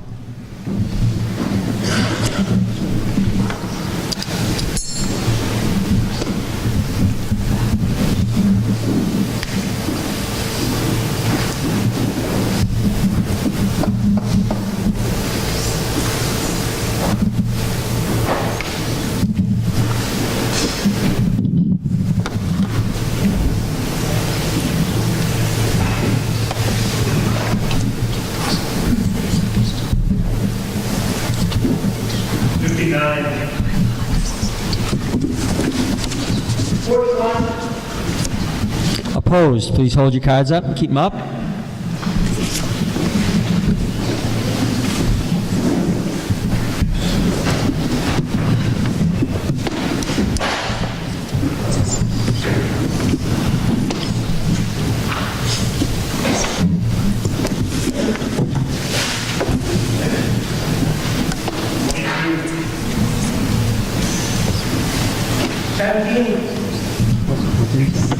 How many was that, fella? 17. The vote is 100 to 39. The motion prevails. General Articles, Article 17. To see if the town will vote to raise and appropriate the sum of $100,000 by taxation for replacing the Hubbardston Library roof, including all costs incidental related thereto, provided, however, that the appropriation of funds taken hereunder shall be expressly contingent upon the approval by the voters of a Proposition 2.5 capital outlay expenditure exclusion ballot question under General Laws, Chapter 59, Section 21C. Motion? Made. Second? Okay.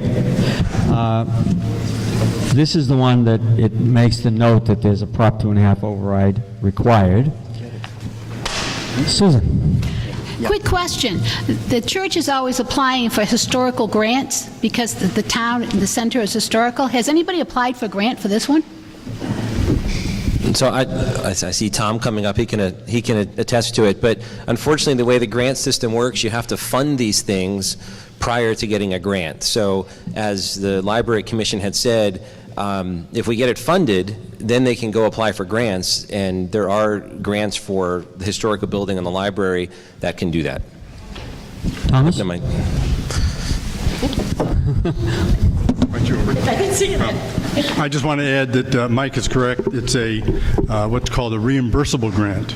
You put the money up, then they put the money up and reimburse what you spend. Thank you. And we're eligible for one grant from, I believe, the Mass Historical Commission. We are not eligible for a grant from the Library Commission because we do not have a library building that is devoted solely to being a library.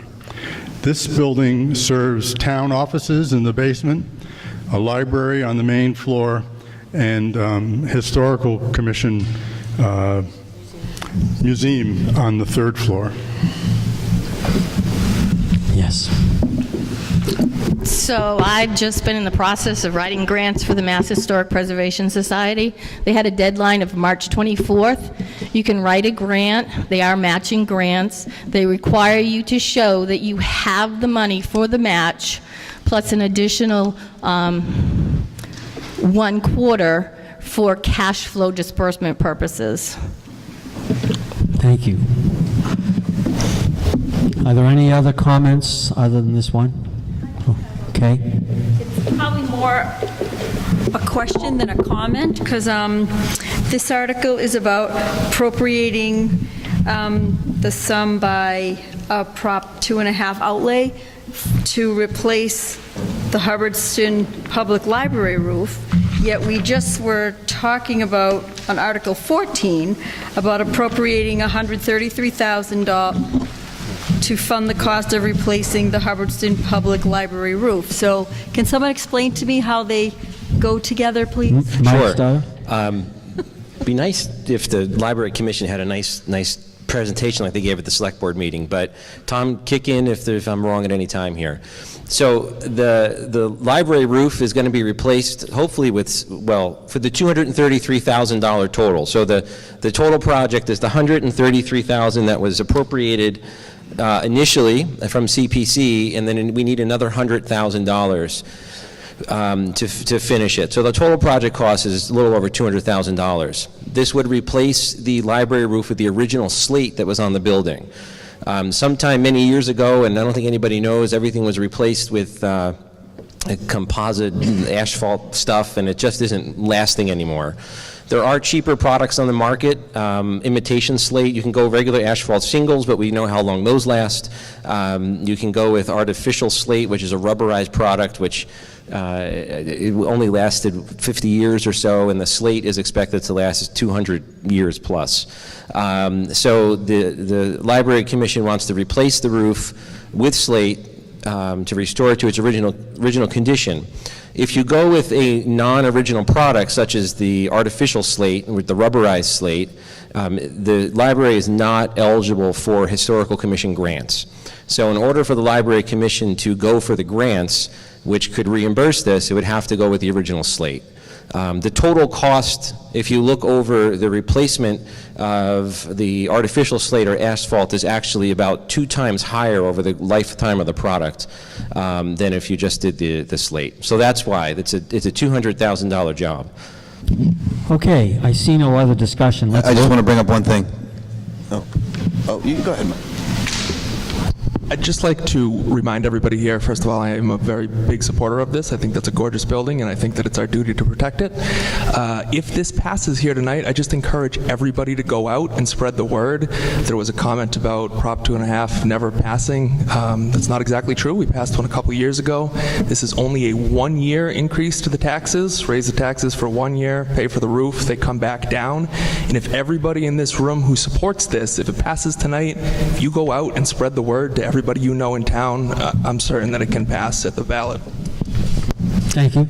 And, you know, although I'm actually personally in favor of this, it did come up during initial discussions, and I think it just needs to be talked about, is that building is a couple hundred years old. I don't know how many more hundreds of years it's going to be up. I'm not going to pretend like I'm a structural engineer knowing how big a structure like that that's built is going to actually be there. So it's just something to consider. Okay. Paul?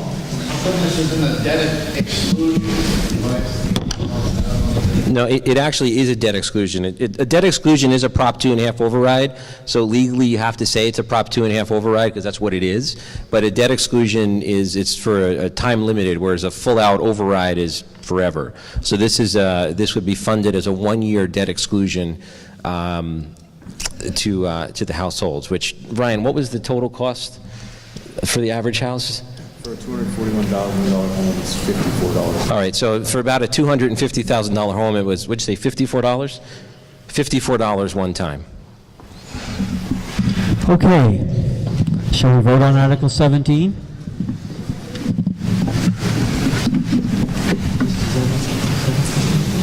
Doesn't say. Okay, simple majority. All in favor, please hold up your cards. Opposed? Abstaining, the motion carries. Article 18, to see if the town will vote to accept the provisions of Mass General Law, Chapter 59, Section 5, Clause 56, such that the Board of Assessors may grant real and personal property tax abatements up to 100% of the total assessed taxes to members of the Massachusetts National Guard and Reservists on active duty in foreign countries for the fiscal year they performed such service, subject to eligibility criteria to be established by the Board of Assessors.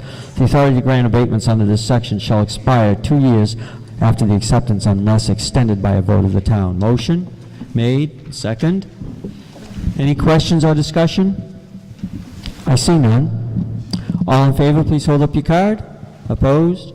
Abstained? The motion carries. Article 19, to see if the town will reduce the age of eligibility for qualification for exemption under Mass General Law, Chapter 59, Section 5, Clause 41C, minimum age requirement for any person aged 70 or older to 65 years or older, and to increase the qualifying gross receipts limit to $20,000 if single and $30,000 if married, to increase the whole estate limit to $40,000 if single and $55,000 if married. May I have a motion? Made.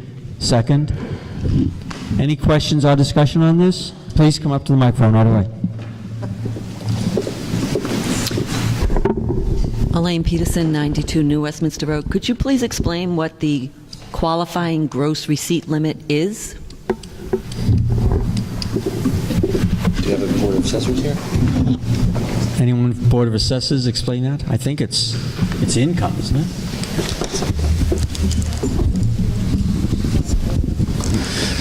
So this is essentially a household income. So the income would be raised, the income limits would be raised to allow for those living under that new increase to be eligible for this abatement. Okay, Lee? Okay. Yeah. Yes. Okay, that was simply my question. Okay. The article as written doesn't really explain what it's doing to the layperson. So I had no idea what this was for. Are you okay? Thank you. We're okay now? Everyone's okay on that? Okay, good. Excellent. Any other questions? I see none. All in favor of Article 19, please raise your hand. Abstain? Opposed? One opposed? Abstain? Motion carries. Article 20, see if the town will increase the income gross receipts threshold of $20,000 to the allowed income limit for the circuit breaker state income tax credit for single non-head of household filers under Mass General Law, Chapter 59, Section 5, Clause 14A, and to reduce the interest on deferred taxes from 8% to 5%. Motion, second. Okay. Any questions on this one?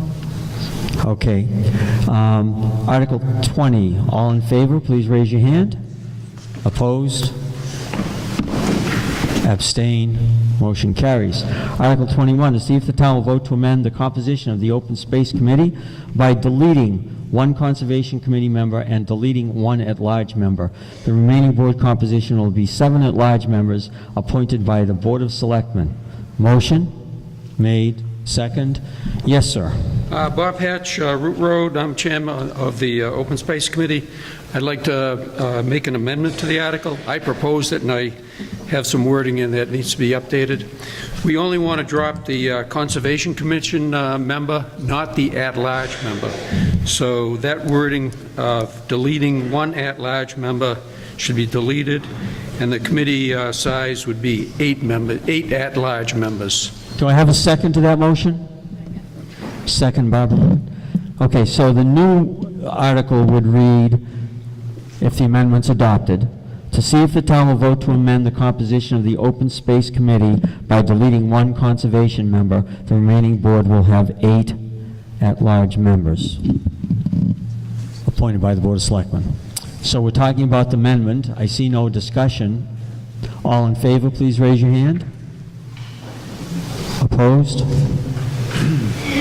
One opposed, abstained, the motion carries. So that's the amendment. Now we have to vote on the amended article.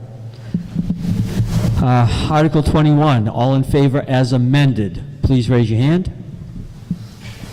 Opposed? Abstained? The amended article carries.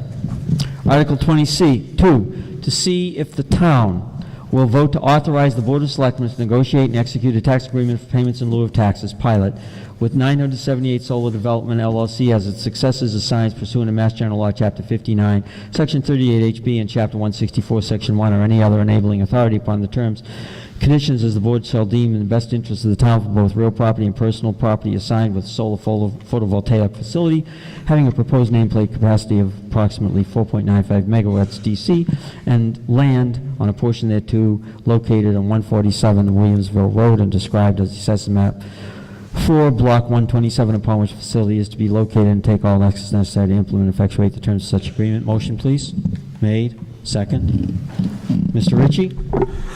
Thank you, Mr. Moderator. I again, as I have in the past, offer a friendly amendment to the maker of this motion that this payment in lieu of tax agreement only be consummated after the planning board informs the select board that the applicant has conformed to all the conditions of the permit, has received its certificate to generate. Well, the maker of the motion, can you accept that? We'll have to give you the wording. Yes? Can you accept that? Okay, so do you have some wording, or shall I try to say what you said? Read back that last line. Okay, how about such pilot to be granted only after the Board of Planning Board certifies that they have completed all requirements? That'd be fine. You have that okay? So the amendment will be such pilot, payment in lieu of taxes, to be signed, such pilot agreement to be signed only after the planning board certifies that the applicant has fulfilled all obligations. And I'd be happy to explain that. It's very quick.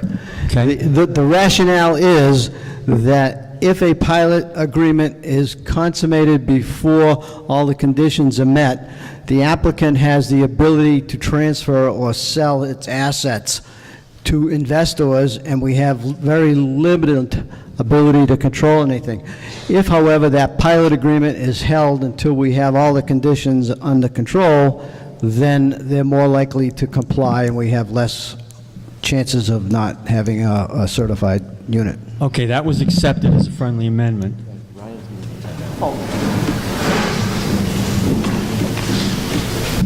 There's a conference going on. We're going to have to wait a minute. We're doing pretty well here. In fact, we're doing very well. Does anyone know the score in the Red Sox game? No? Margaret, if you allow it, the assessor would like to speak to it. Ma'am? Would you like to take the microphone? Our assessor? Okay, Diane Peterson, the assessor. So maybe I just want to clarify. So what you're doing is the selectman and the town administrator is negotiating an agreement that needs to be, under the DOER rules, negotiated prior to them submitting their total application package to get on the list to be able to actually build a project. It has nothing to do with them not doing what you're asking them to under the permit. That all comes after. So they can't even begin and be accepted to get onto the grid, so to speak, to get in line for their power if they don't have a negotiated agreement. That's a full project submittal at the DOER. So a full agreement, including the pilot agreement? Absolutely. We have done this in the past, however, with the last 4 facilities that we've managed, and the same friendly amendment was accepted, and all 4 of those were built. I think the key word here is to negotiate. We're not saying the select board not negotiate, only not consummate what they negotiate until we have compliance with the conditions. Are you saying to not make the payment, or to make the pilot contingent on the fulfillment of the condition? That could be done as well. Okay, so can we accept the word contingent on the fulfillment of the obligation? Clerk, can we incorporate that word in there somewhere? Counsel, does that seem appropriate? So I think you could include that in the agreement itself, that there could be a provision built into the agreement that the selectmen actually negotiate that would require compliance. A certification from the planning board? Because that's Or what... there would be some provision that the agreement would be nullified if they aren't in compliance with any zoning permits they're required to gather. Select board, what is your preference, select board? Do you want it made contingent on a pre-approval from them, or should it be incorporated into every agreement that you make, basically, with one of these people. I would defer to whatever the attorney says. This is over our gate. She's going to get to draft it. Okay, Counsel, we're going to depend on you then to make sure that that gets in there. Vin, is that okay with you? Yeah, that's fine. Okay, so the article remains unchanged. I don't know if everyone caught that discussion, but it's done. And nothing has changed. Okay, so we have Article 22. Okay? Sorry, new guy. I was having the same conversation at home. Why is it we're entering in, or I should say, the town is entering into a possible pilot arrangement with this company as opposed to simply taxing them like every other property owner? Good question. This comes up all the time. And I think every meeting we've done this has come up. But the short answer is, if you tax the solar fields for the value of the solar fields are no longer profitable. So the standard, not only in Massachusetts, but around the country, is to tax not the value of the millions of dollars of solar panels, but you tax the amount of electricity that comes out. So you come up with a rate that is per DC megawatt, because they produce DC power that's then inverted back to AC. So you produce the amount of DC megawatts that they produce, and that's the number you tax per DC megawatt. And that's pretty standard everywhere. Okay, thank you. Do we up it for those guys' trees? Alan. Hey, thank you very much, Alan Carpenter, Grimes Road. Following up on that question, did I understand correctly then that the tax revenue to the town would be reduced if it's used for solar purposes as opposed to being used for residential or other purposes? No, because if you have a lot that's residential tax, I mean, you're talking a couple $1,000s, right? I mean, $5,000 to $10,000, let's say. But if you have, for example, this is almost a 5 megawatt DC facility, the going rate is anywhere between $13,000 and $15,000 per DC megawatt. So you're looking at $60,000, $70,000 for tax revenue versus just the value of the land. Now, granted, if you tax the panels, you're looking at probably hundreds upon hundreds of thousands of dollars. But again, they wouldn't make money, and that's not standard across the industry. Thank you. I had a follow-up question regarding the contract negotiation. Did I understand correctly that it was a commitment that this would be required in the contract, that yes, I put it on council. Council is in charge of that. Well, there's another party that has to agree to that. I'm just... Well, there won't be any agreement without it, so, right? Okay. So, not to plow new ground here, Article 23. I'm sorry, 22. All in favor of Article 22, please raise your hand. Opposed? 3, 4, 5 opposed. Motion carries. Article 23, I know I've tried to explain to some of the street of people earlier that there's a problem with the drafting here. I would like council to explain what that is, because could you hand the microphone down to Carolyn? What's that? Thank you, Mr. Moderator. As you know, when something is submitted by petition, the selectmen, and it has the requisite number of signatures on it, the selectmen have no alternative but to insert it into the warrant for town meeting. The fact that it then has to appear in the warrant doesn't necessarily mean that it is something that town meeting can actually take action on, or that in any way it can be binding.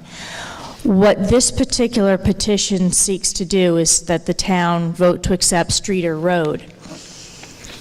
I mentioned at the top of the hour when we were talking about Article 3 on the special town meeting that there is a process, a statutory process for acceptance of a town road. And it's a lengthy process that involves a notice of an intention to lay out the road, a notice requirement by the Board of Selectmen to folks who live on the road, the selectmen then having to actually vote the physical layout of the way. That has to be filed with the town clerk at least 7 days prior to town meeting being able to vote on it. And then the final action is town meeting actually votes on whether or not you want to accept that road as a town way. None of those procedures have happened here with respect to Streeter Road. So a vote under this particular article this evening would have no effect on Streeter Road becoming a town way because for failure to comply with the statutory process. So this is something that would have to come back at a later day and follow the full process for town meeting to consider what's being asked under this article. So I think that the council is implying that perhaps the people or the several people who took the initiative to draft this could work with the select board and with council to make sure it's properly drafted and bring it up at the special town meeting, which inevitably follows within a couple months of this meeting. So it's not drafted in such a way that it would be accepted if it were passed. So I think the best way to expedite this would be to move past it and engage the select board. Ed, may I comment? So we've had a lot of discussions with the folks from Streeter Road as they have had discussions with the planning board. And so we've engaged, they have engaged us. I think a vote in the affirmative on this would empower us to then go forward and do the whole process and move forward with spending time and effort and money to get this process to completion, that we can get it public hearing and get it to the full legal acceptance. I think the understanding needs to be that it will be rejected and you can't act on it. The Attorney General's office will not accept it.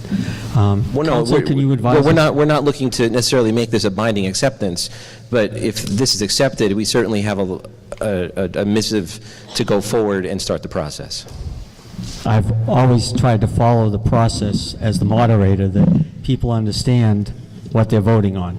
And what we're voting on here has no binding effect and nothing except ultimately spinning wheels. I don't want anybody to be misled by the fact that there is no effect of this. And we really should probably try to follow due process. Ma'am, would you like to speak briefly? We don't have a motion, and I've done that intentionally, but go ahead if you'd like to speak. Well, we understood when we came here that this was not going to be a binding situation, and that process, as you have just laid out, was something that was going to happen in the future. The purpose of this vote was simply to see whether or not the townspeople had any sort of an appetite in order to be able to accept Streeter Road in the future when that work, that laying out in the meets of bounds, is performed, as well as the survey work, as well as the legal work that would need to be done. So this is simply a preliminary vote to see whether or not we could move forward in that direction, as to whether or not we even wanted to spend the money that would be necessary for survey work as well as for legal work. Okay. I'll see if I can put a way for us to do that with some sense. I would, however, suggest that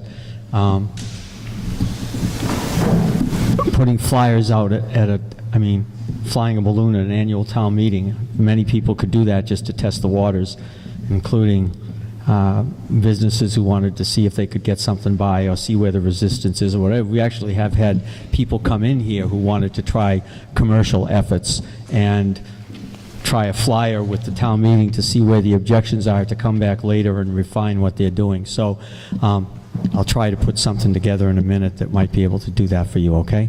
Okay. If you'd like, if you want to stand by to answer a question or whatever. But Paul, would you like to speak?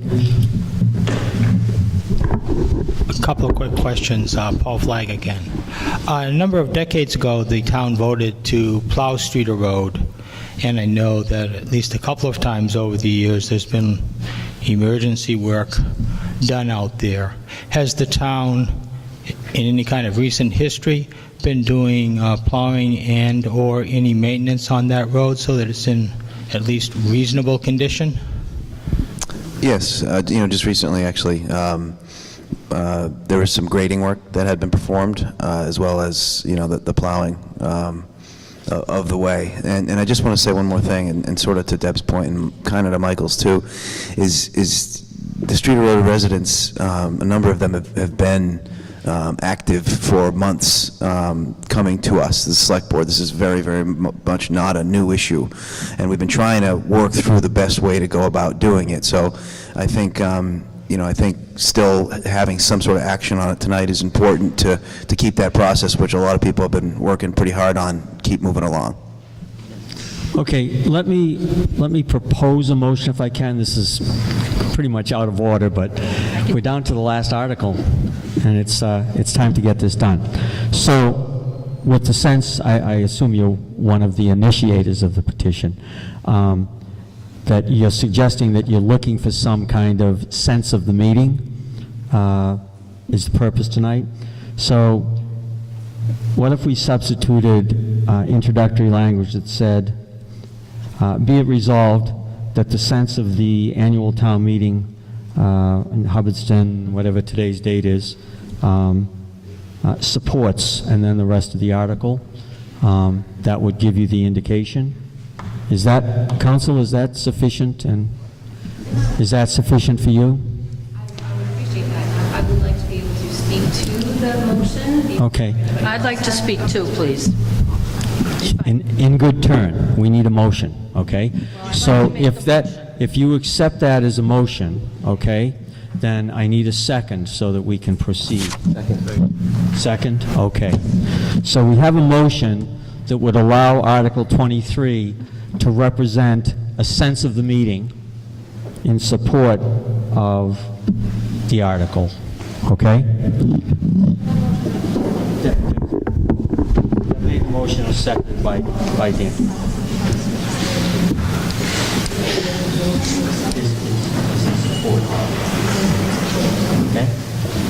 Okay, go ahead. I'm Sharon Begley. I have lived on this private way known as Streeter Road for 41 years. I own half of the way from Grimes Road northerly, which is public, up the way for 400 feet. I would like to make a motion to pass over this Article 23 because proper procedures, according to Massachusetts General Law, Chapter 82, Sections 21 to 23, have not been met. It was you talking about there is no description or layout plan. The taxpayers of the town of Hubbardston are the ones that are going to have to pay to bring up this way to standard.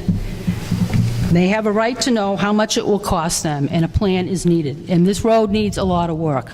Okay, so if I could just rule on your motion. As I explained earlier to Ed, a motion to pass over to table is not in order at an annual town meeting. What we need to do here is vote on the motion to support or not to support. It's non-binding anyway. And nothing can happen So until... by support, what do you mean by support? That the town expresses support for the idea of Streeter Road being adopted, and then they have to go through everyone would have to go through the usual procedures that would be required. Well, you to bring can't to support the- anything without a plan. I Because you understand. don't know how much it's going to Well, cost. then you might want to vote against the idea that the town would want to support moving forward. Okay, thank you. Thank you. So I'd like to give the people in attendance a little bit of history as to how this all came about. Streeter Road is unique in that it is the only private road in town that is not a dead end. It's a crossroad between two public roads, and no other private road is traveled by the motoring public the way Streeter Road is. In a recent car count taken from the north end of the road over 5 full days, an average of 87 vehicles traveled over the road. That is 31,755 vehicles in a year. Streeter Road has been a gravel road since its inception, and it's remained in a reasonably well-maintained road sufficient for travel since that time. The residents of Streeter Road wish for it to remain a gravel road, and the planning board agreed to waive the need to upgrade the road and has accepted it in its existing condition. This is the same standard that can be seen in other town roads, such as Halfrey Road, Mount Jefferson Road, and Mile Road, to name a few. This means that there will be no extra expenses to burden the town with costly upgrades. Streeter Road is a small 0.8 of a mile, and for decades the town maintained that road. All that was needed to keep it in good passable condition was twice yearly grading and some occasional hard pack brought in. This last fall, the highway department graded the road, and it took less than a day. With information provided to us by the highway superintendent, the rate of a grader and an operator is $74.23 an hour. That means the cost to grade Streeter Road was less than $600. Adding the maintenance of a small road like Streeter Road would not overburden the highway department. Once Streeter Road becomes accepted as a public road, the town will be eligible for an increase of Chapter 90 state funds, in the amount of $3,182 based on the current formula that you can find on the Mass DOT Gov website. This more than covers the cost of twice-yearly grading and some occasional gravel. As a matter of public safety, Streeter Road also has a fire hydrant located in Lovewell Pond that services Grimes Road, Streeter Road, and any other road deemed necessary by the fire department. Streeter Road has a population of 25 homes that contributed almost $105,000 of tax revenue to the town in 2017, and we are being charged the same tax rate as every other homeowner. As a point of comparison, Lowell Road has 3 homes on it, Grove Street has 2 homes, Ferdy Lane and Malone Road each only have 1 home.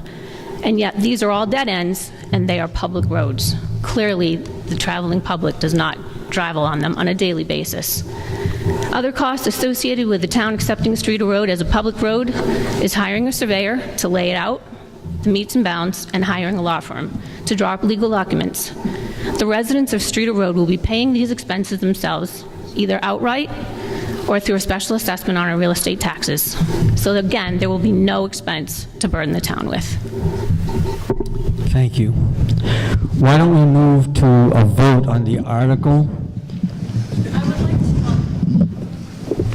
I would like to just add some further information about Streeter Road and its history. There is a plan that is registered with Mass Land Records that was done by Zoc Surveyors on August 11th, 1986. It was a